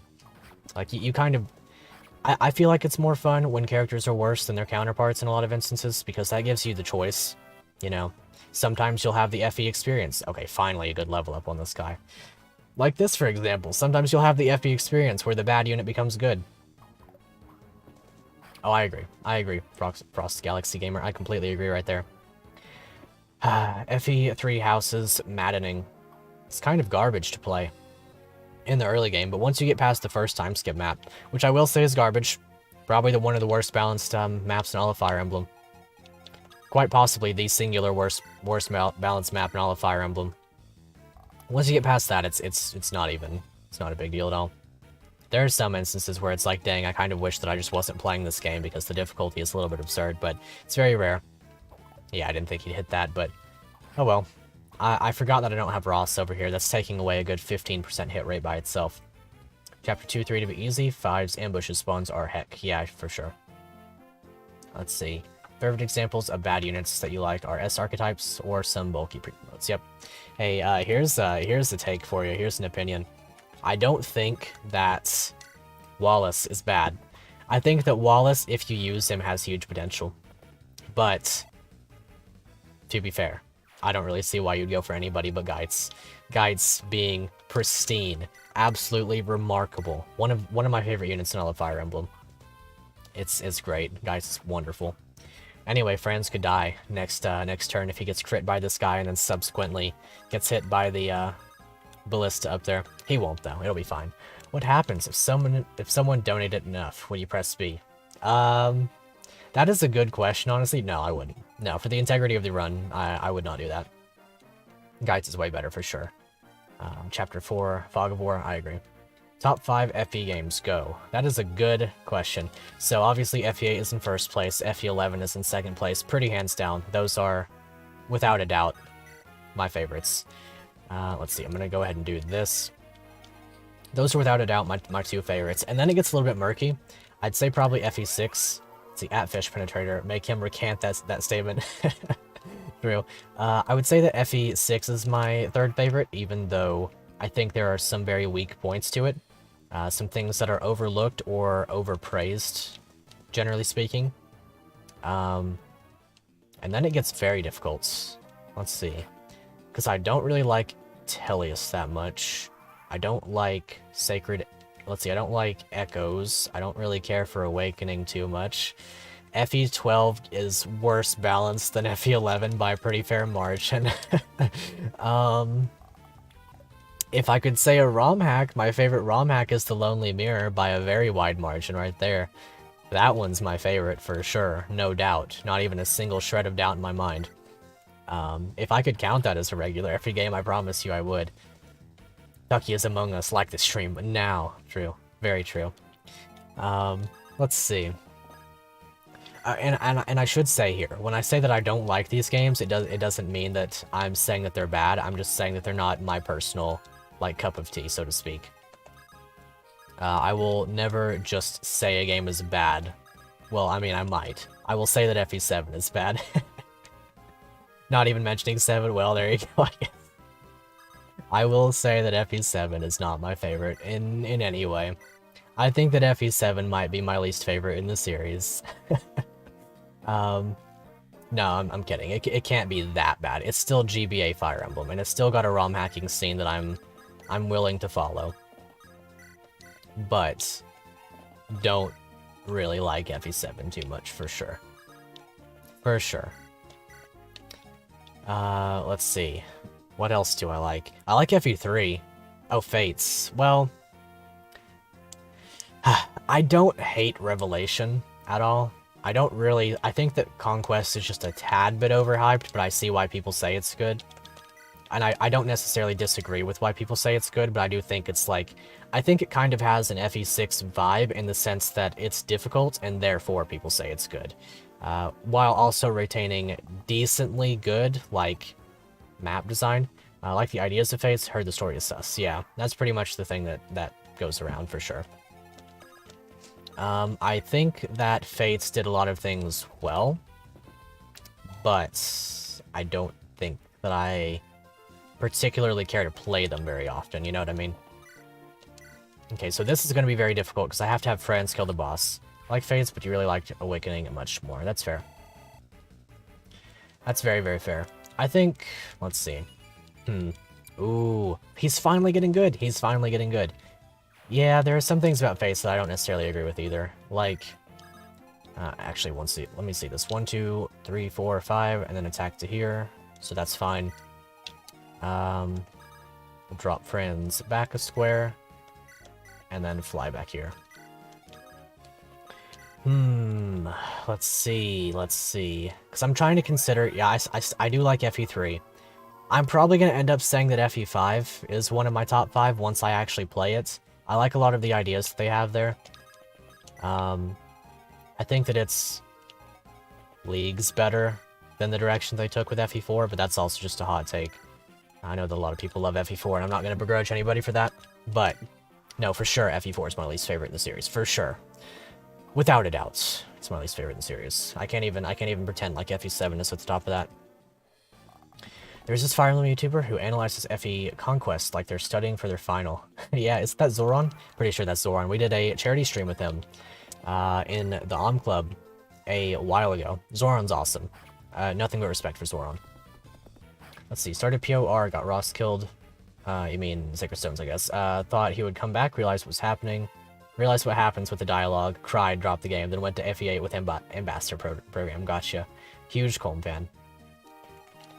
Gotcha. Your opinions are so wrong, it's crazy. Nah. They're right. They're correct opinions. For sure. Absolutely guaranteed. Best FE game that isn't a mainline game. Defo not Fae, but what other ones would you say? If you mean in the vein of ROM hacks, Lonely Mirror is my favorite. Very interesting Molder level up there. But if you mean in the realm of games other than like that are still necessarily in the series, like still part of the series, you really only have things like Warriors, Fae, and then there was that TMS game. And the TMS game is subject to a lot of criticism for sure. Dang, the Club, been a long time since I heard that name. Yeah, still thriving somewhat, although we've slowed down on the charity stuff just a tad bit.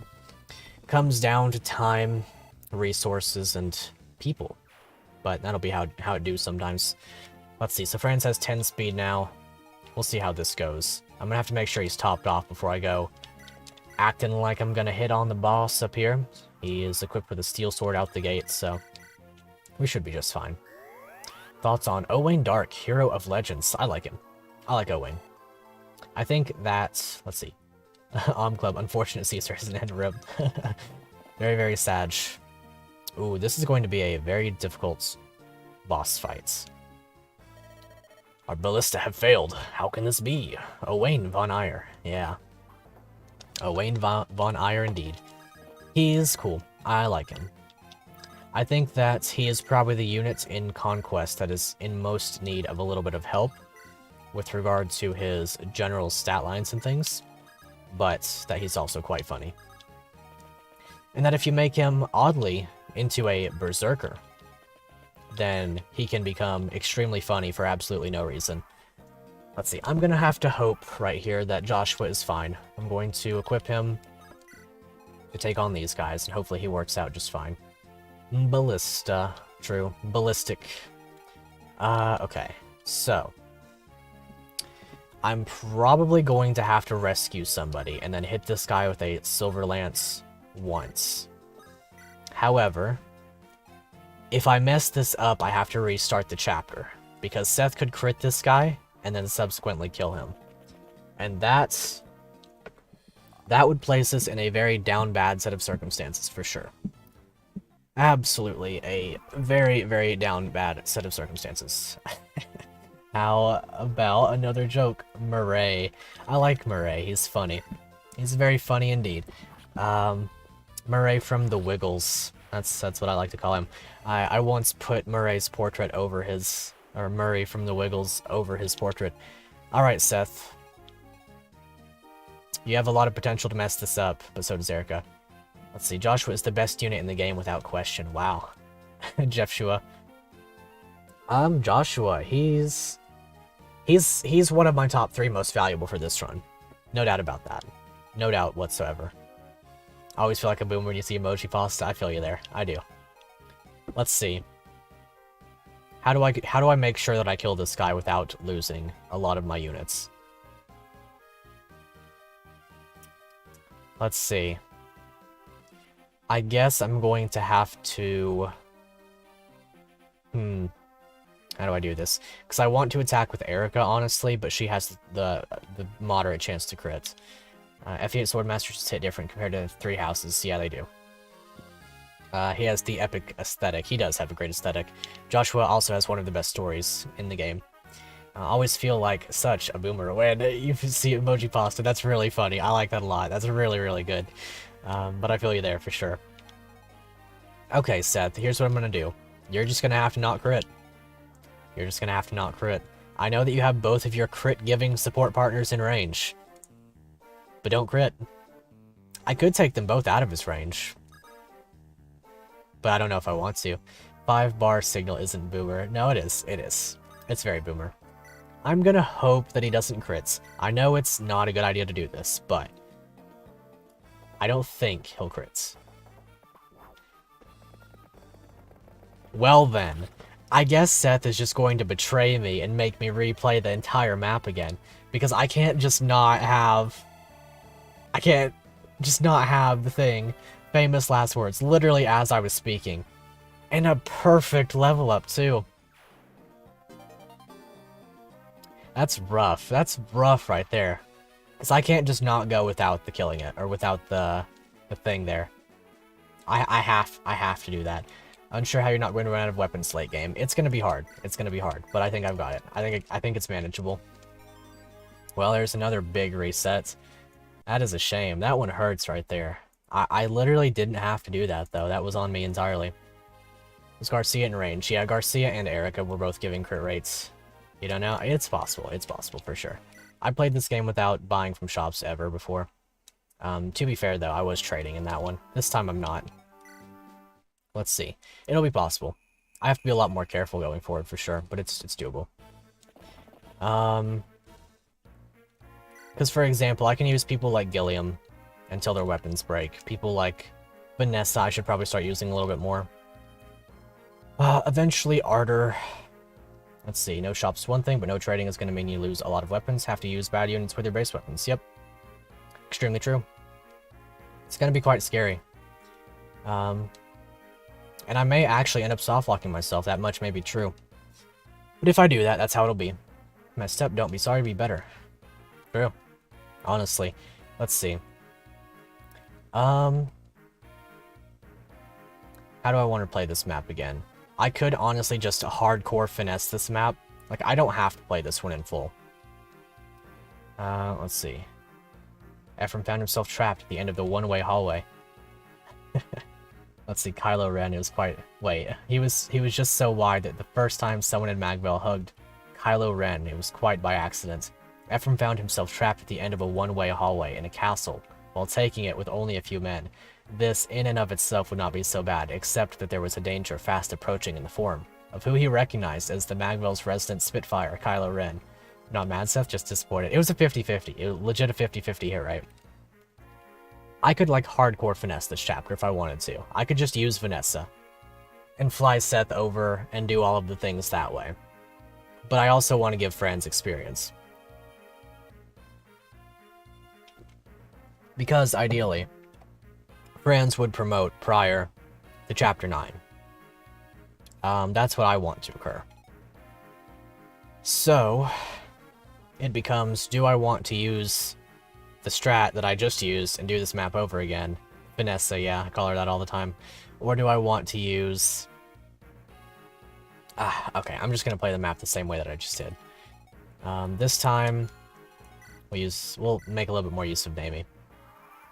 I do wish I could turn off animations, but since I can't, I'm just going to use the speed up key for the remainder of this map. We've already seen more or less what's going to occur, so I hope you'll forgive me for once in my lifetime using the speed up key in the midst of a Let's Play. But that's how I'm going to do it this time. And I will definitely try not to muscle memory my way into B button circumstances here. Okay. This should work out just fine. As I put myself right into a B button circumstance. That's another one, hold on. Let's see. Let's see. Play it properly as penance. Sure. Gotcha. I'm fine with that. Need more experience regardless. Bop, bop. Let's get it, friends. Okay, go right here with Joshua. Okay. Kill this guy with Franz. Go forward with Garcia. Honestly, great level up. Extremely good level up right there. Do it like this. Put Colm here. Erica right here. Vanessa behind. And Mulder here. Okay. It should work. There's no forgiveness, only penance. True. I agree. The wicked must fall one way or another. And fall I have. Ah, dang. That's an unlucky level. Okay, Colm has to heal twice. I'll keep that in mind. Go ahead and heal up this first time. Whoosh. Kill this guy with Joshua. Here's hoping anyway. Bop. Got that pure water back. Go ahead and heal up. Actually, I won't heal up Colm. Just in case he doesn't get hit again. Go ahead and shoot this one with Naomi. We'll speed on through it. Let's see, Colm. Let's see, there's no possible way that we end up with a... Oh, actually, Garcia kind of doing me a solid here. Letting me equip a sword and kill this guy. There we go. That's what you like to see. Another one. Unfortunate. That was just a misclick. Let's see. There we go. Resume. Vanessa right here. Alright. That's what I get for playing fast. But that's part of it. Okay. We'll be through this map. I do want to finish the next map prior to ending the stream. So, we're going to be here for a little while, but that's fine. I'm actually having a lot of fun doing this even so. There's a lot to consider at every front. Misclick on your authentic Game Boy Advance? Yes, exactly. Disable it. I have disabled the B button. Can't press it. Well, I can press it, but like nothing occurs, so that's just how it'll be. That's how it'll be. There we go. Comedy gold right there. Very nice. He's going to still have 10 strength on using that energy ring.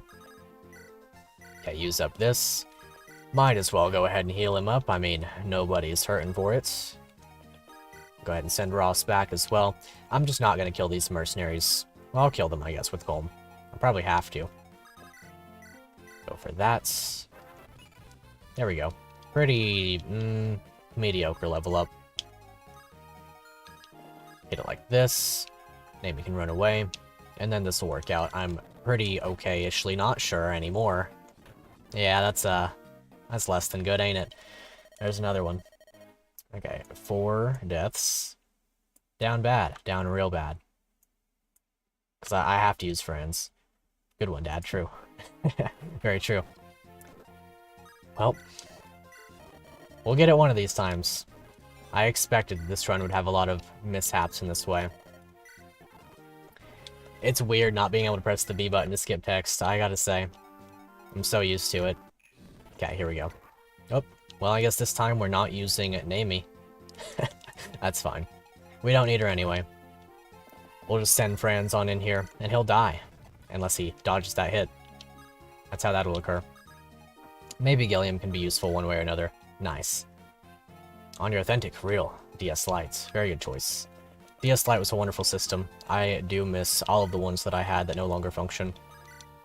It's definitely one of my favorite systems. Pretty hands down. Okay. Thoughts on Gatekeeper? He is... I'm not really crazy about him. I thought he was funny up until the meme took off and he got put into Fae the way that he did, and then I wasn't too happy.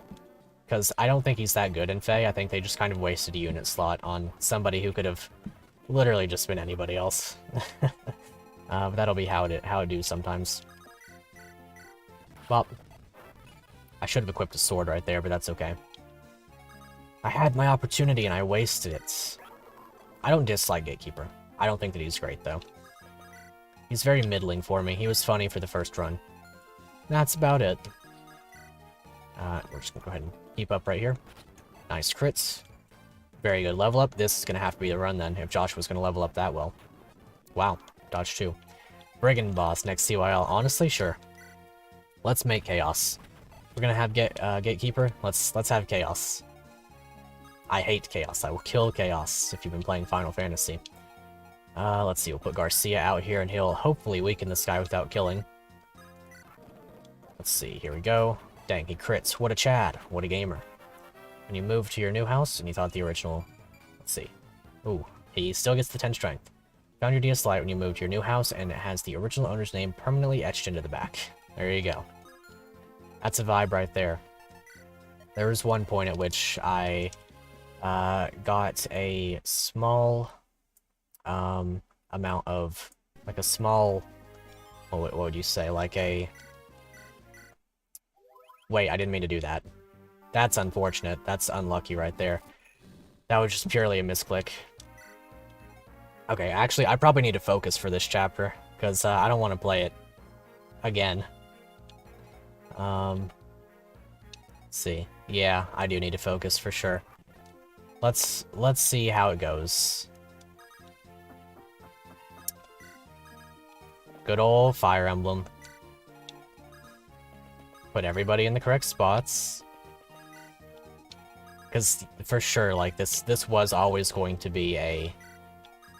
You know, like a long series. But it doesn't need to be this long. I do want to sort of crunch through this series, because I'd like to pick up that FE7 run again that I did a while ago. The one where I put extra crit rate and extra enemy growths on everything. Missed to 93. I guess what I'll just do is I'll speed through the enemy phase and take everything else with an amount of caution. So, in the name of that, we'll kill this guy. Move Garcia back. Rescue Franz. Like this. Drop him with Gilliam. And then move Erica back. And that should work out just fine. Yes. Good. Excellent. Well done. Follow 8. Wolf Girl Enthusiast, legal name. Okay. There we go. Not a bad level up. Thank you for the crit. Not as good of a level up. understandably. Okay. We'll make it. We'll get there. One way or another. Now calm. Regardless of whether this would be in the spirit of this run or not, would it technically be possible to RNG manipulate droppable items from the tower? Yes. Yes, it would. And I would be okay with that. If I get to that point, I'm not afraid to do so. However, excuse me, I must keep in mind that doing so pretty necessarily means that I'm going to be using weapon uses in order to get those weapons. So while it's possible, I will only do it if I have to. And only if it's worthwhile. But yes, it is possible. And I am not going to discard my run over the possibility of such a thing. Or over not doing such a thing, you know. Okay, sword equipped, bop. Now Colm should have, or Friend should have a great time right here. We'll just wall up right here. I don't have to go out there, really. Vulnerary up. Thanks for the HP level up for all of that. Okay. Steal. Grab with Vanessa. Get out of here. Drop with you. And get this guy. Okay. Ross can go right here. I have to do this now, so thank goodness he kills. Good. And then we end turn. And we're fine. Easy. Awful level up. So your first name is Apollo 8, second name is Wolf Girl, and your last name is Enthusiast. Yeah, that's my legal name. That's how I was born. That's what my parents have called me ever since the day that I came into this world. Great level up on Friends. Can't be too mad about that one. And now, we're going to be doing what is called the Seth, and rescue dropping Seth upwards. I'm also going to be doing what is called the Erica, and moving the Erica upwards. Okay. I believe he is F08, your favorite Wolf Girl enthusiast. He sure has a lot of middle names. Yeah, for sure. The 8 is actually a middle name, too. It's a little bit unwieldy, but it do be how it are sometimes. Alrighty. Let's see here. So we can put down... Yeah, okay, I'm just going to use all of this experience for France. He's going to have every bit of it. Go right here. Shoot, unlucky. Heal up. And then rescue. And drop. And if he wants to go for Garcia, I guess that's just what he'll have to do. Unlucky. Dang, I didn't want to use that hand axe up. Okay, I'll just use Gilliam to bait the archer then. I'm gonna take this one easy if I'm gonna tackle it slow like this. That way I can make sure that I get everything. On Fran specifically, I do have to level him up, and he has to level decently well in order for all of this to work out immaculately. Guess I have to do that now.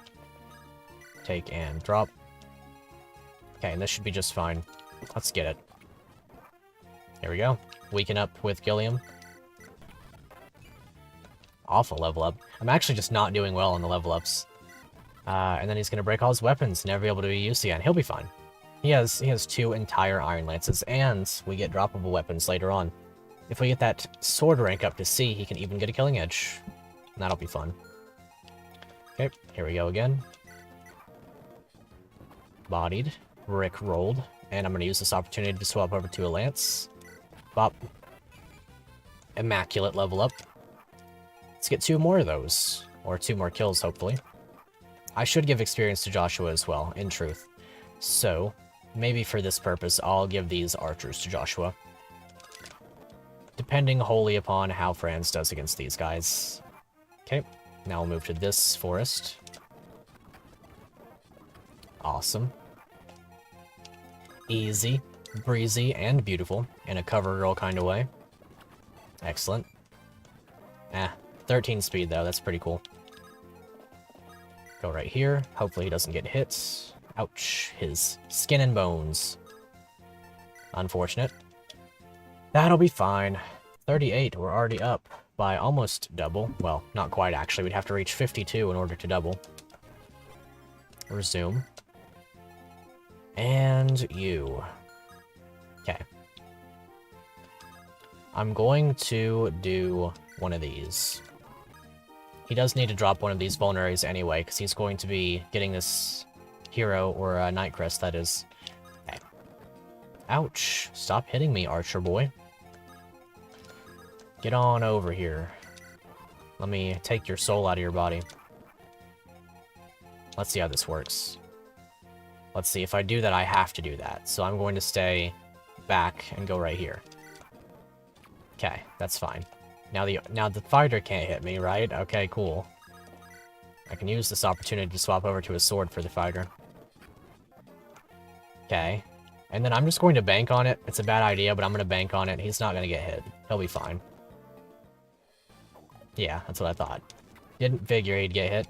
Now, I don't want to use the lance because, nah, I'm going to risk the lance. It'll be funny if he gets hit. I was kidding, bro.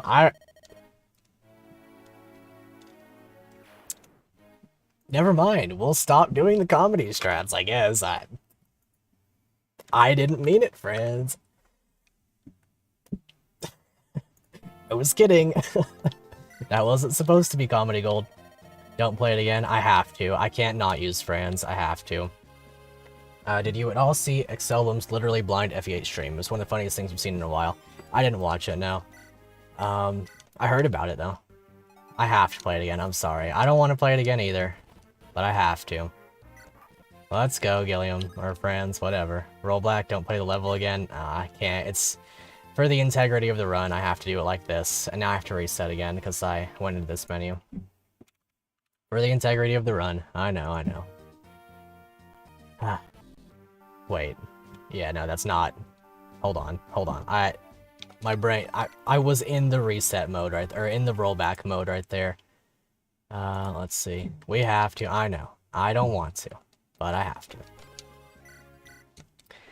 I gotta play legit. Unfortunately. I'll never do the comedy strat again, because if I do, I will get punished for it. He missed an 80 plus and then got hit by a 30. So, here we go. Again. This chapter is the bane of my existence in a pretty significant way. At least it'll be a funny portion of the video. Whenever that gets done. Or whenever I do that, I hope. Okay, this is fine. Killed that one. Here we go. Now do the funny strat again, although this time no risk of death. Okay. Let's see, and then I'll put Joshua up here. I forgot to move him, but that's okay. Right here. Was the point just preserving Iron Sword, or were you going for weapon rank? I was doing Lance because I wanted to have Lance ready so that I could see how Murray faces me with... I wanted Murray to face me on enemy phase with Lance. So that I had Lance equipped. Because he will have sword equipped, and I don't want him to swap to Javelin on me, because if he swaps to Javelin against my friends, it's really bad. I'd rather enemy phase him than player phase him, so I don't have to pick people up and stuff. And that way I can just heal with Molder and leave him there, you know what I mean? That said, he would probably end up swapping over to Javelin anyway, it's hard to say for sure. So... I've hit that one by mistake. That's not what I want, so that's going to be another reset. Let's see. This is a lot, for sure. So, go right here. It's starting to get me pretty bad. I need to consider that Erica's right there. Yeah, I have no yeah, exactly. It's rough. Okay. So, reset again. I might not have the energy for this next map. A. There we go. Now take and drop and wait. And it's fine. It's perfectly okay. No crits, horrible level up. Amazing. You love to see it. Okay. Ouch. Did you get hit? No. Okay. That's fine. Potential for Garcia to weaken. Good. Now we swap over to Iron Sword off that guy. Amazing level up. Maybe this is worth. Iron Sword. This way we bait a fighter. Or we will eventually bait a fighter. Okay, you leveled up, so you get to heal still. Please get hit. That's all that I want. Just get hit. Go right here with Franz. This is fine. He actually doesn't double that guy. That's kind of crazy. Still doesn't get hit. Okay. Okay. Get hit, please. I'm begging you. 4 uses of an iron sword on this one fighter. That is unfortunate. Please get strength. Bro. Friends, why are you so bad? Oh, he got hit twice. I almost didn't pay attention. That's fine. We'll heal him once, and then I'll do one of these once. Okay. Now, it'll be fine. He still got hit. That's crazy. Run away. We'll get through this chapter. For sure. We'll get through this chapter. And I'll make it through the next one, too. It won't be that bad. Ouch. I keep forgetting to do the thing with him. Okay. Steal. Energy ring. Vanessa rescue. Okay. That's fine. You did this. I did do this. That's true. You're right. You're darn right. Okay. Now. He still got hit. He still got hit. What a champ. What a champ, Franz. You're wonderful. You're my favorite unit in the game. This is why I use you in every single playthrough of this game. I don't, actually. In case it's been made clear, or hasn't been made clear, I don't use Franz in every playthrough. As a matter of fact, I very rarely use him. Now I'll have Garcia hit this guy once for chip damage. Don't blame Franz. I blame Franz. I blame Franz entirely, actually. Okay. Now, thank you for getting a single point of strength, my guy. Now, stand here. Don't die. Drop calm. Heal. We'll get Garcia back up here. And then we'll go and beat up on this guy with Franz next turn. Or with, Dude Bro next turn. Now I'll swap over. Okay. You know what? I'm gonna do the funny one more time. And this time it's going to work, because Franz is not an idiot.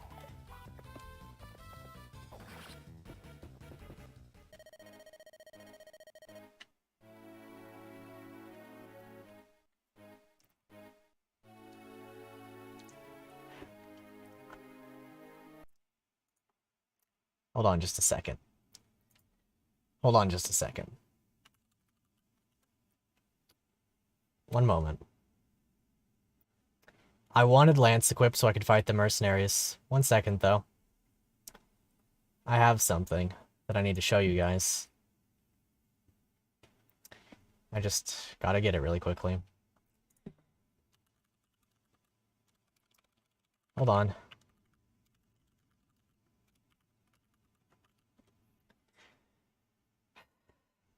Okay, 1 second. We're almost there. Let's see here. It wasn't meant... Hold on, let me just swap this. Be resetting. And... here we go. So...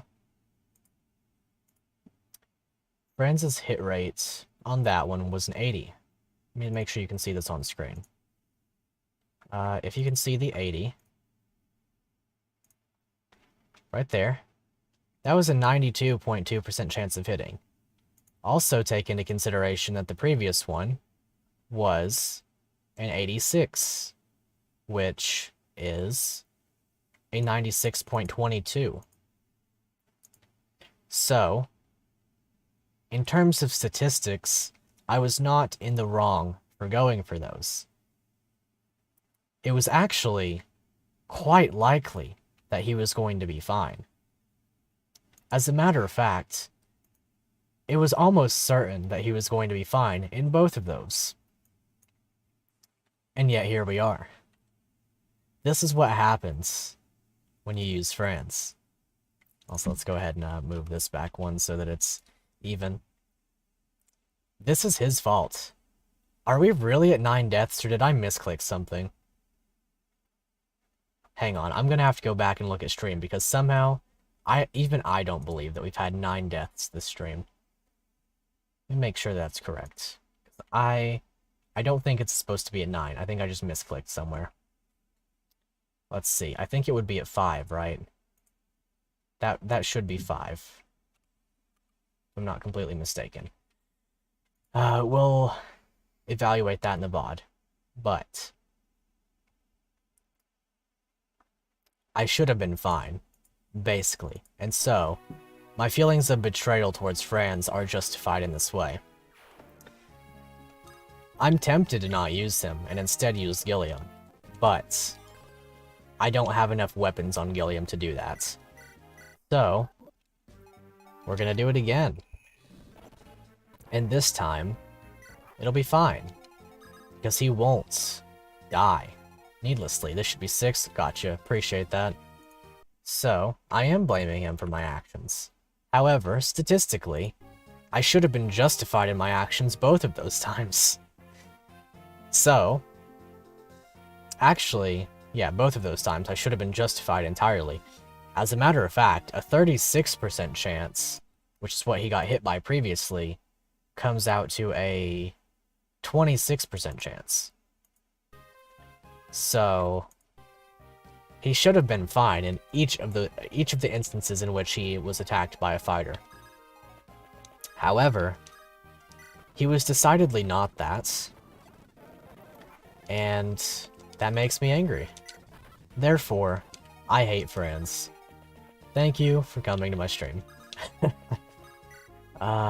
We will be out of this chapter by the time you come back with some milk and cookies. Perhaps a nice, you know, cooling beverage of some kind other than milk if you don't like milk. I don't know. Please crits. Maybe we'll get good level ups this time too. Sure, defense on Joshua, we'll take it. Alright, friends. Now, let's try this maneuver once more. I still have to kill Murray with him too. That's something that I am still, like, obligated to do. By necessity of promoting him. Lest I wait until Ias, which I intend to give to Board. So now, he hits once. Go back with him so he doesn't crit. We'll go right here, we'll go right here. Okay. One way or another, we're not pressing B in this run. Somehow, some way, we'll make it through this experience without the B button. And whether that's with Franz or without him is entirely on his shoulders. Unfortunately, his shoulders are small, like those of a small kitten. And he repeatedly acts as though a kitten, or acts like a kitten underneath the weight of a truck. I don't know what his deal is, but that's what he's doing. And not a furry kitten either. He's one of those bald kittens whose flesh is the only protector. I don't know. Basically, I'm just saying that Franz is actually secretly a bad unit, and that now I have to do this, and Colm is subsequently going to die because I misclicked. Unless I do one of these, of course. Which is a fine alternative to having to replay this map again. There we go. Resume. And instead of attack, we'll do rescue, as I meant to before. There we go. And then, everybody here gets away.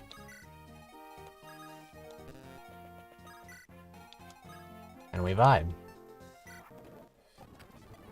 Thank you, Franz, for once in your life not getting hits. Wow. Impressive. Wonderful. Luxurious. The tilt is real, because I hate Franz a lot. He's right now, he's reminding me of Jay, and that's not a good sign. That's not a good place to be. If you know who Jay is, then you know. It's quite a bad place for him. No. I will not be pressing that. Okay. Now it's fine. Franz will move down 1 square. Garcia will move to here. And then right here for you. Okay. He got hit by another 37. At least he's doing 9 damage for the kill. Now, we don't kill this guy, apparently. That's okay. We'll just drop with Gilliam. You're gonna do Ross Water, Ches. Let's see. So, if you mean in terms of promotion, then, I will not be promoting... I might be promoting Ross. It depends on what kind of level ups he gets. If he becomes the pirate, the big burly berserker man, that'll be quite funny. However, I'm not perfectly sure if that's going to be the case. So we'll see. We'll see whether or not that's how he goes. We can carry people. He got speed. Very cool. We can promote people as we feel that they deserve it, I guess. Okay. Now. We're just gonna have to vibe with this, I guess. Okay. That's fine. He's not taking 10 damage from an archer, and I guess it'll attack Erica anyway. Nope. Attacks him because it knows that it's going to get the hits, and it's going to kill him. That was an okay level up. He's acting a lot like Jay, though, that's for sure. That is for sure. If you know who Jay is from Illuminated, you know exactly what I'm talking about. Okay. So now we'll go for this guy. Sword equipped still. And then we'll do this. And that way, when he inevitably misses the comedy gold strat once more, we're just gonna lose this. We're just gonna lose. Okay, he actually got it. I need to stop trusting him. There's no trust to be had with friends. There's none. None whatsoever. Bad level up on Molder too. That's a shame. Okay, friends, let's go. Now we'll go up here. Okay, that's good. He got speed. That's funny. That's comedy gold in and of itself. Wow. Man, he's just not doing okay. He's just not getting strength. He's literally not leveled strength once. That's his base strength.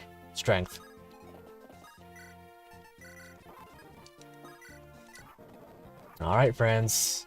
You gotta start picking up the slack, man. I can't really go up there and attack because I'll get hit with an axe again. Okay, let's see. Beat this guy up. New alarm, friends. Yeah. Truth. Straight facts. Okay. Now.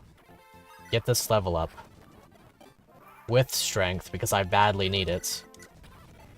Please. Okay. Maybe now. Maybe now it'll work out. I doubt it, but it could work out. So now, we drop Seth here. We get the archers over here for Franz to feed upon. Right. Very Seth. True. Okay, I didn't mean to use sword there, but that's okay. Finally, a point of strength. Jeez. Okay, I almost messed up there. Bop. Now we'll just hide back here with everybody. Very carefully. And, guess I'll just go like this, question mark. And then maybe that guy will just stay there. So I have to get back to Molder. So that Franz can do something, I guess. I guess what I could do is I could just finesse the heck out of this guy. If I really, really wanted to. I could literally just get 1 experience off of him until he breaks his bow. I'm not going to do that to you guys, but that is something I could theoretically do. Okay, that's another one. It's a good thing I'm not resetting the whole map whenever I do that, because that would be absolutely horrendous. Maybe soon we'll reach the coveted next map of this game. Okay, now we're gonna get this experience. And then we're gonna go kill the boss, right? Am I right? Is that what we're going to do? Okay, let me go grab Garcia because he's Seth's other support partner. And we'll see. He's also the thickest. He's able to rescue the most people, including Seth. So we'll see if we're able to do this the way that we want to. I'm going to enemy phase once. Now, how are we doing? 72 miss. Okay, one more. Ouch. One more. So con is thickness, yes, completely. I actually have this weird, like, formula for it. Literally everything but strength. I hate this, man. Let's go ahead and use the energy ring on Colm, by the way. It's very well deserved. Let's get another one then. Ouch. Well, he's doubling now. That's good. So now I don't have to use Seth. I honestly just it's a lot. It's a lot. I have to use a lot of weapon uses for this, but it is not worth accidentally critting with Seth. Okay. He's got his new... He's got his thing now. We can leave this map, finally. But yes, I have a whole formula for thickness, constitution worked out in my head. I think it's... Let's see, let me remember here. So... 5 con puts you at 5'2". Yeah, still better than his brother, true. 5 con puts you at 5'2". Every point of con upwards or downwards of that is plus or minus 3 inches of height. Up until about 6'2", at which point constitution comes down to your weight or your training. Is it like body mass index? Somewhat. Okay, so for this one, it doesn't super matter. I'm just gonna go through this. I'm gonna look, because I have to bring Joshua. Okay. So, Colm is coming along. I have a strat in mind for him. Gilliam I'm going to use up probably definitively this map. Let's see. Wow, Orson Fellow looks so much like FLOA's profile picture. True. He does look very similar. Perhaps there's reason for that. Let's see. Okay, so Franz, I might just give him one more level up and then promote him. Or maybe I'll just let him ride out this chapter. No, I'm just gonna break his Iron Lance and then I'm promoting him. Or I'm not even gonna break it. I'm just gonna promote him, honestly. Now Great Knight gives more stats, but Paladin gives more movement. Now for chapter 9, I would prefer the movement, but otherwise I might prefer the stats because it's not like I'm moving at a breakneck pace anyway. So Great Knight Franz might be the play. Why do you like Orson so much? I think he's one of the most well-written characters in the series. I just very much enjoy all of what he's about in the story. It's also very cool to me. I've always been a fan of knight characters, like characters that are knightly. And knightly characters by themselves are cool. Like, for example, Kyle is probably like top 5. Yeah, Great Knight's better. I'll probably end up going Great Knight. Knightly characters like Kyle and Seth are really cool to me. But I also like to see the knightly oath betrayed in some ways by some characters, and I think he does some of the best of any character in the series. There's so much about him that I just enjoy, both from a storytelling perspective, mechanically, in terms of like, oh, I just lost this crazy unit. As a kid, it was so impactful to me. My first experience with Orson was him getting the Killer Lance in Ephraim's Chapter 5X, using the Killer Lance throughout the chapter and completely murdering everybody, and then he left with the Killer Lance. And I thought he was going to come back and use the Killer Lance on me, and that was terrifying to me, because at the time I didn't know that Killer Lance was a high crit weapon. I thought Killer Lance just means it kills you. You know what I mean? I was like 5 when I played this game for the first time. I thought it just meant it kills you, and so to me it was like, oh my god, that's terrifying. He's going to come back with that thing, and he's going to take my soul out of my body. And so that left an impact on me alongside all of these other reasons I mentioned. Let's see. So he is... yeah, he's my favorite. Well, he's my second favorite character in Fire Emblem. Garcia's number 1. Marissa's number 3, but that one's just mostly waifu stuff. Okay. So I'm going to use my patented Defollow strat right here of using the Armor Slayer haphazardly to cut through all of this stuff and save Ephraim. I'm going to be speeding up a little bit on this one because I want to. Pretty good reason in my mind. Bop and bop. Until we're through these first couple of turns, that is. At which point I will cease. Can't blame someone for thinking killer weapons are, yeah, pretty much, yeah. They feel like a win button, especially if it's on Orson, because he one-rounds every single enemy in the first map. Or in the map that you get to use him. Let's see, so yeah, we're going to use up the remainder of Gilliam, and to this end I'm going to use him to help out Seth in walling this off. Take and drop. Now, one of them should attack Gilliam, just because they double. They'll probably deal better damage to Gilliam than to Seth. Especially if Seth has the A-rank support of Erica behind. Okay. Now, apparently Ross can one-round these guys, and that's a good benchmark for him to be at. Ouch. You're dead, buddy. That's comedy gold. Okay, 5 speed on Gilliam, that's kind of crazy. Had the same thought process with the Shamsham Marissa. Older brother had to convince you Cormag wouldn't get killed by her. That's pretty funny. Yeah, Marissa was scary too. First time I ever interacted with her, I actually had Ewan survive by dodging her once and not getting crits and then talk to her. So my first experience with Marissa was a positive. However, I was not afflicted with this... well, actually, my first experience with Marissa was her not being recruited, because I don't think I recruited a single red unit in my first playthrough. I know for sure I didn't get Cormag. I might have gotten Joshua just off of resetting so many times in the first couple of maps. But yeah, things of this nature. Anyway, you're going to get your 1 experience off this guy, and then I'm promoting you. That way you never have to be like this again. We're going to go for this. It is a waste of the Armor Slayer, but like, honestly, it doesn't matter. Okay, I'm going to use both Kyle and Ford. Kyle has not had his weapons changed. Neither is Ford. Neither is Ephraim.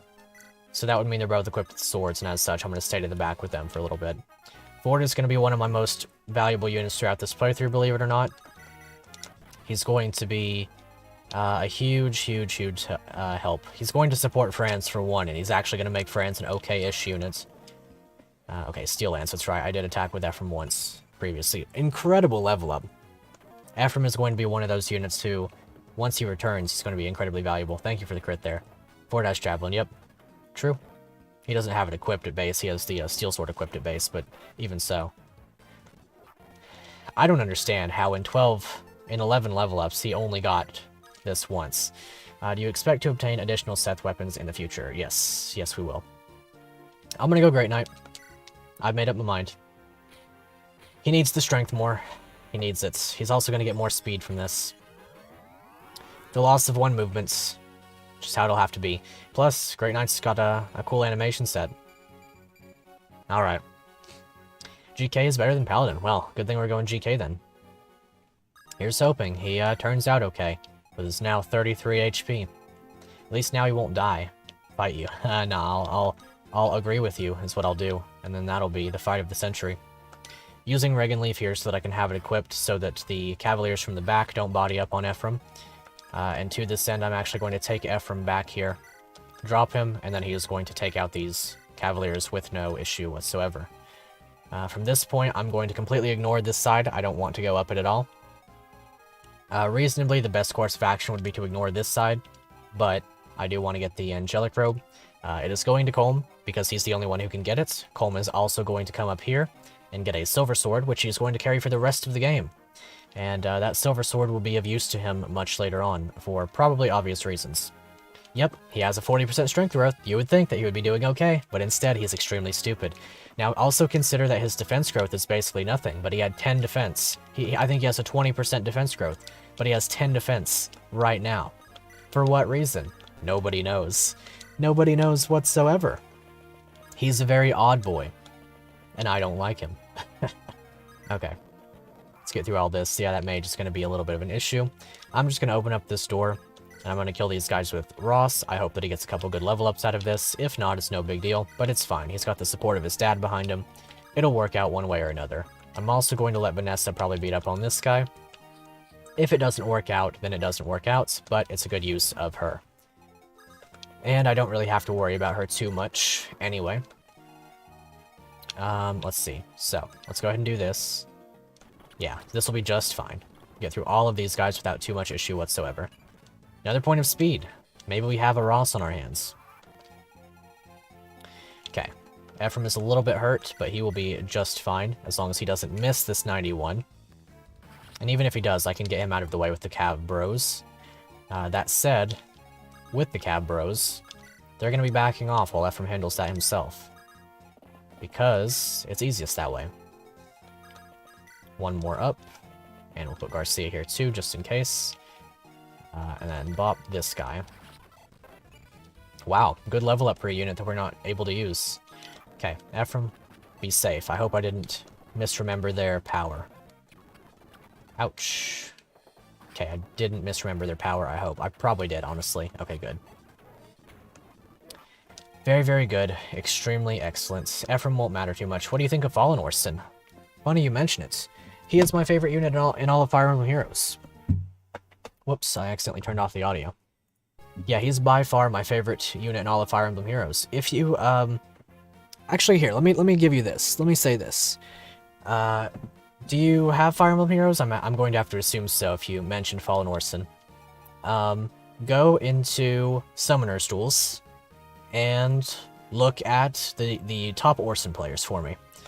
And let me know what you see. Don't get crit, Kyle. Okay, thank you. Just let me know what you see. Let's see. Steel Sword. Good. That would have been a disastrous miss if he had dropped it right there. But yeah. I like Orson. I like Fallen Orson a lot. He's my favorite unit in Fire Emblem Heroes, without a doubt. Alright, friends. Let's go right here. Heal this guy. And there we go. Now I'm going to be banking on friends a lot for the remainder of the game. That said, I am going to be primarily using Gilliam for the remainder of this map, because I don't have to do anything else, in truth. I can just do what I please. There we go. And there we go. Now, this should work out. 1 damage. Understandable and fine. I'm gonna go ahead and get Franz down here. But yes, in case anybody doesn't have Fire Emblem Heroes, I'm currently ranked #1 in the world with my Fallen Orson. In Summoner's Duels, that is. He is by far my favorite character. And I have an unorthodox build for him. It doesn't capitalize on his very high strength and defense as much as it instead capitalizes on making his stat line just insane by virtue of pumping up his speed and his res, 2 stats that would otherwise probably be forgotten by many players.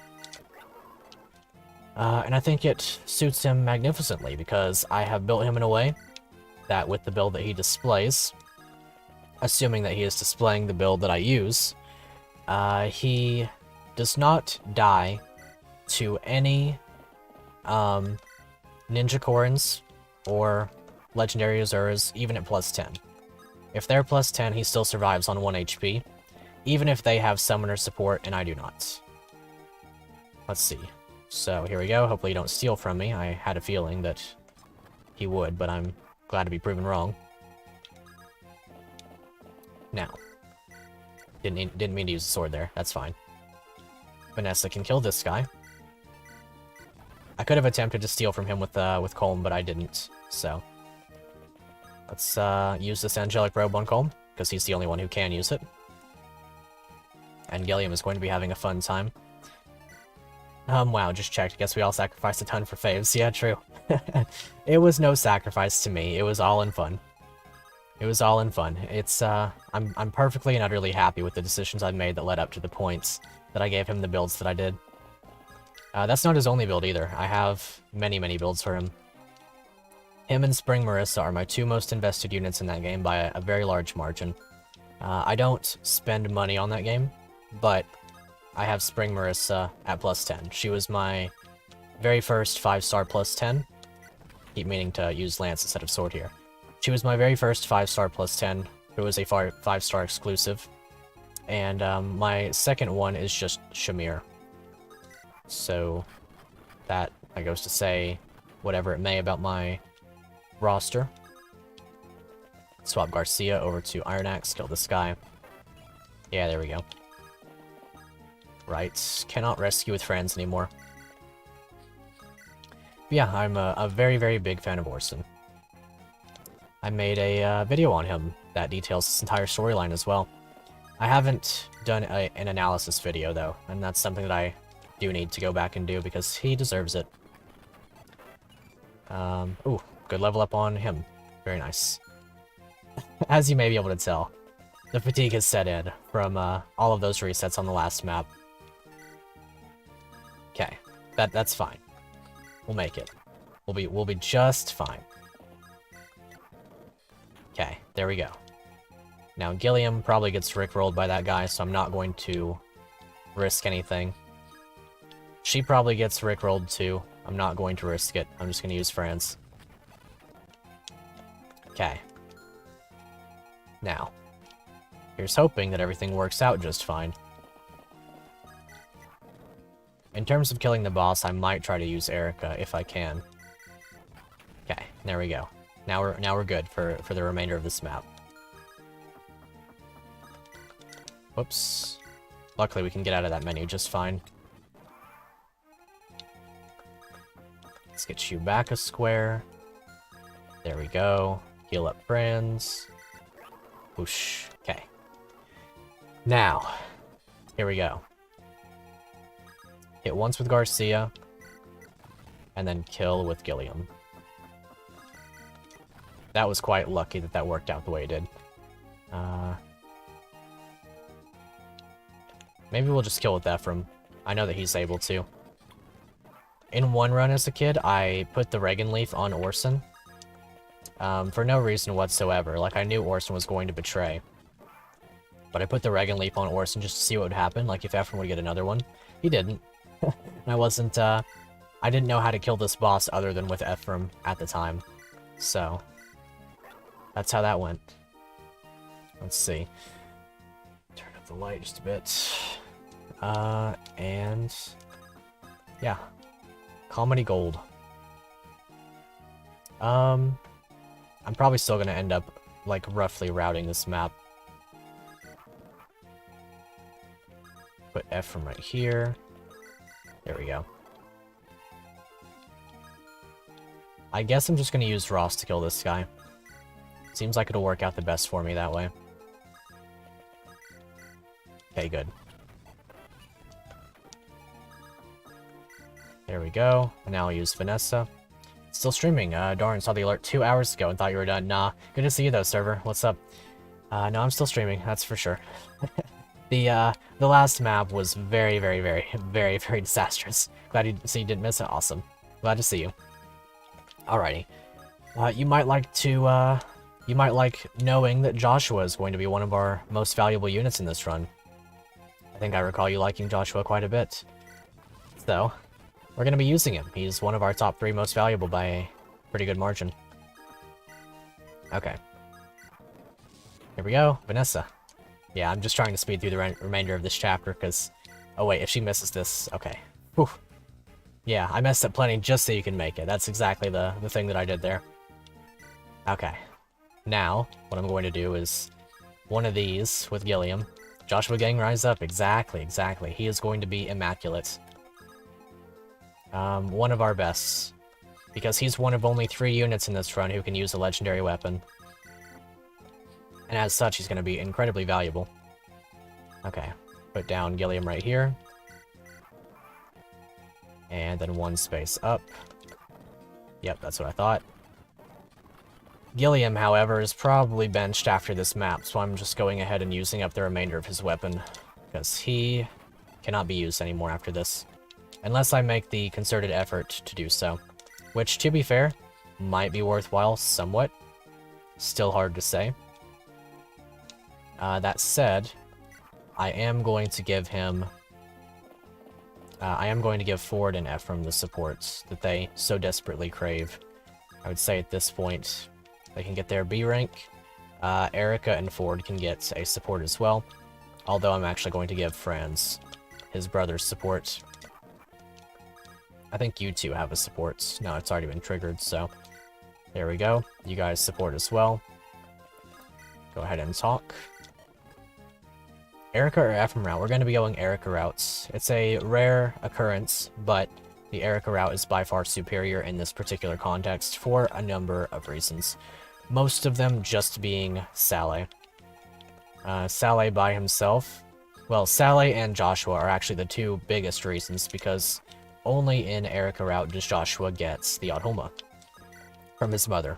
And due to the confines of this run, we are not actually able to, at any point... Ooh, that hurts a little bit. That's fine, though. We're not actually able, at any point, to... I have to end turn. To give... We're not allowed to trade or visit supply at any point. So, because of that, Joshua is incredibly valuable. I hope that made sense. My brain is kind of off because I've messed up so many times. But this one, Saleh kind of crazy. Yeah, for sure. For sure. He's going to be insane. Okay. I'm just going to grab both of these treasure chests. It doesn't even matter.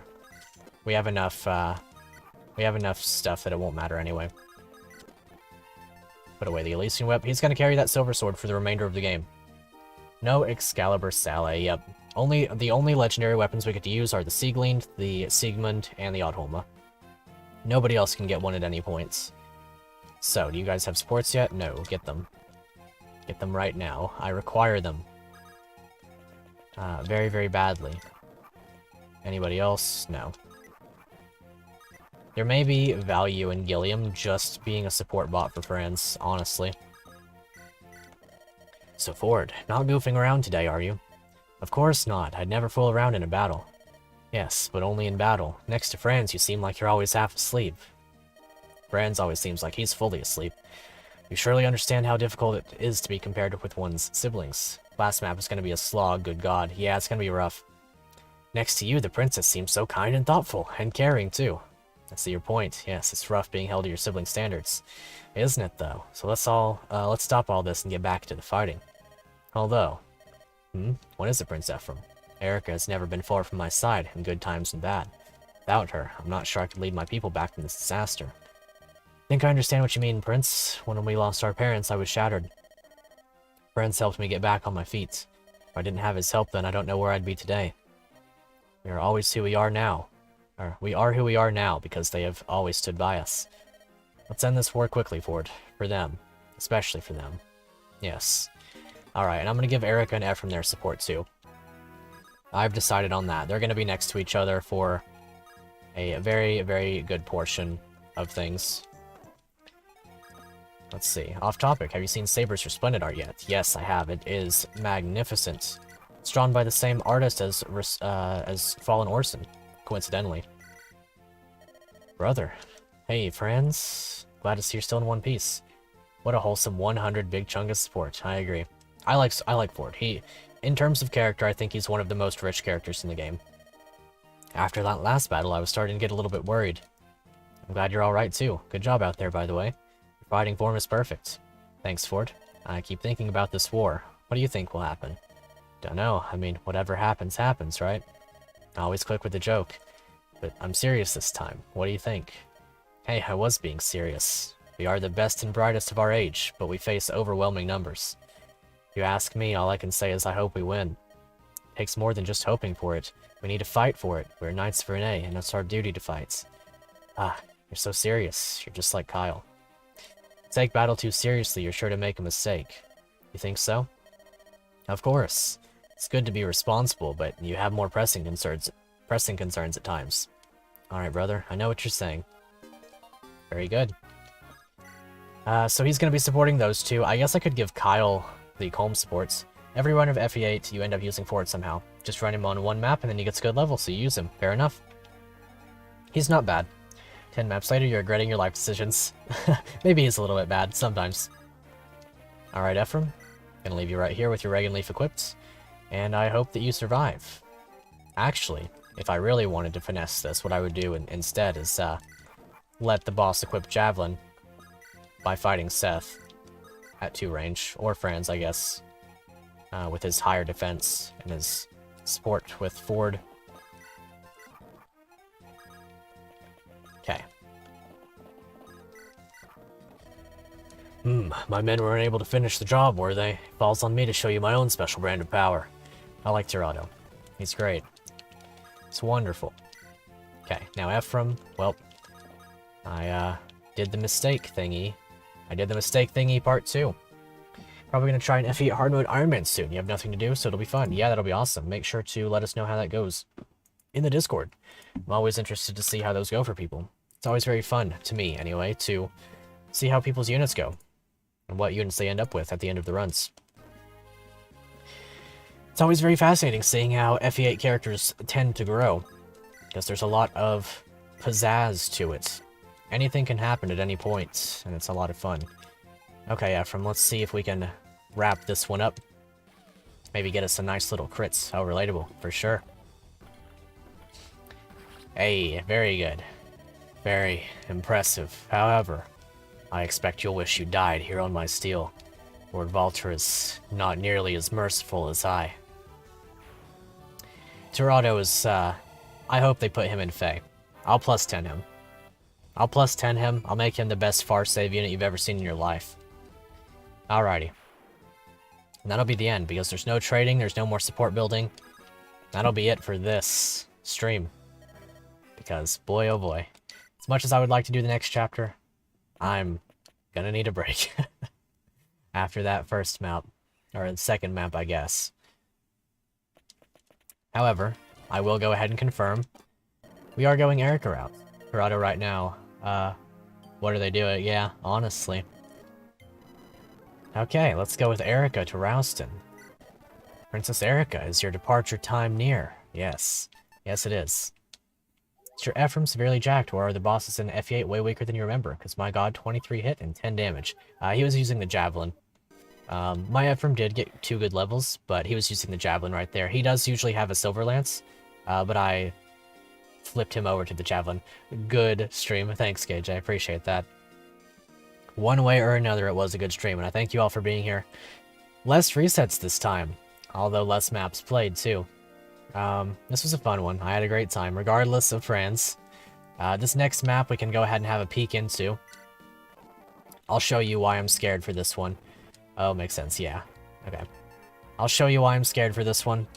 We do get Tana. She's cool. Tana's awesome. This guy is the biggest threat in probably the entire run. Given he is at the start of the map, so resets won't be too painful. But this guy is the reason that I hate this map. This guy right here is why this map is my least favorite map in the entire game. Considering the way this map flows, you have to keep an eye on this guy who makes a rush for this village. I guess, to be fair, these two are the ones that I hate the most and what makes this map bad. These two are going to rush for the village. Or this guy's going to rush for the village. I have to send Seth and Franz now headlong into this, and then get through this guy prior to this guy reaching this village, or else I lose this dragon shield and an angelic robe at the end of the map. I also have to get this village if I want to get the angelic robe, which means that I have to stop these guys. Now, what that very necessarily entails is that one of Colm or Ross, and I have to... Is it a killer bow sniper? No, he just has an... I think it's a steel bow. But you can see his HP is at 37, which makes him enough of a threat.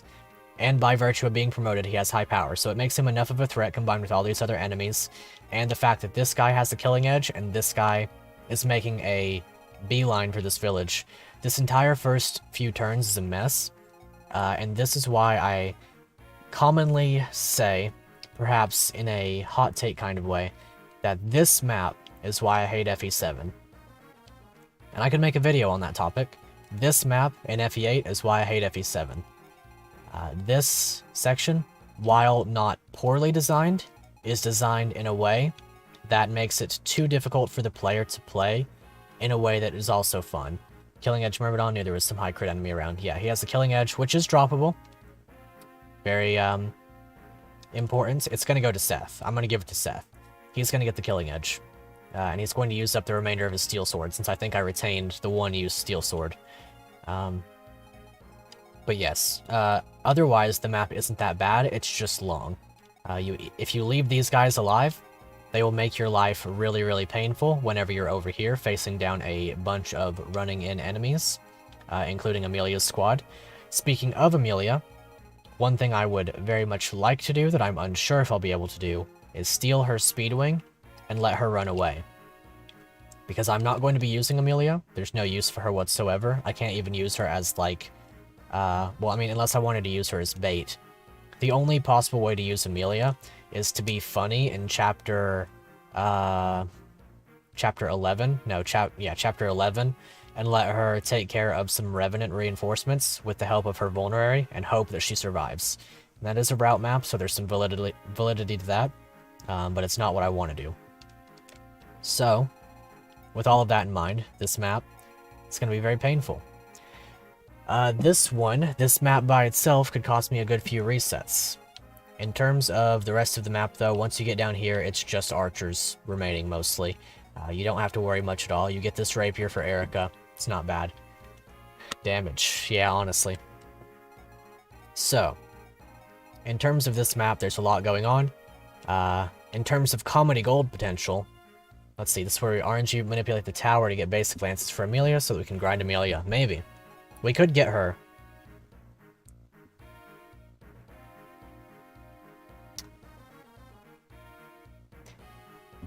You've given me an idea. We can get her to level 10 in this map. Support her with Franz, and then make her into a Cavalier. And if she does better than Ford, then we'll promote her instead of Ford and retain Ford as a rescue bot / support unit. To be clear, that was a joke? Well, you've got me thinking. Your joke has activated my singular brain cell.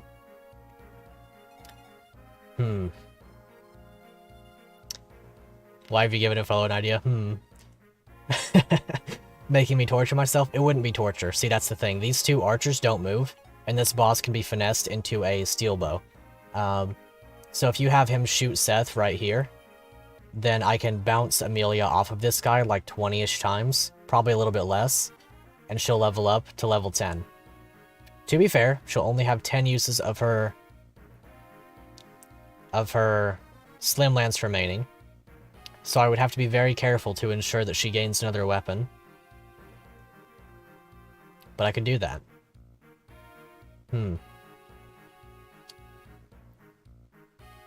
I'm actually considering that pretty heavily now, because Amelia is Thunder support, which would be a crit boost and a defense boost for Franz. She too would get a defense and crit boost, and that could be valuable. Sometimes you don't know if you have 10 IQ or 1000. The line between madness and brilliance is a thin and malleable one. That's a very good line to have. And it would also be a support partner for Ross, who is someone who quite badly needs that, if he's going to remain on the battlefield.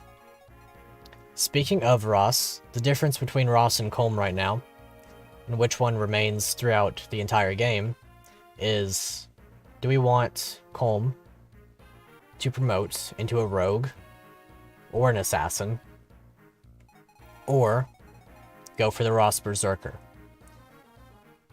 The answer depends on whether we use Amelia, because Colm does not have a support partner until we get Renak. And Renak has something else going on entirely. His own set of issues. Apart from Mulder, of course, but I'm probably not bringing Mulder anymore, like after his heal staff breaks. I guess he could support Kyle. I could, instead of using Amelia the way that we're thinking, realize we're doing Berserker Ross, right? We may not even be using Ross. It's one or the other. Do Assassin Colm just to make your life way annoying. See, that's the thing. If we do Assassin Colm, that's actually a good thing, because Colm now has a silver sword in his inventory, which he can make great use of later on. And Colm also has invested an energy ring and an angelic robe.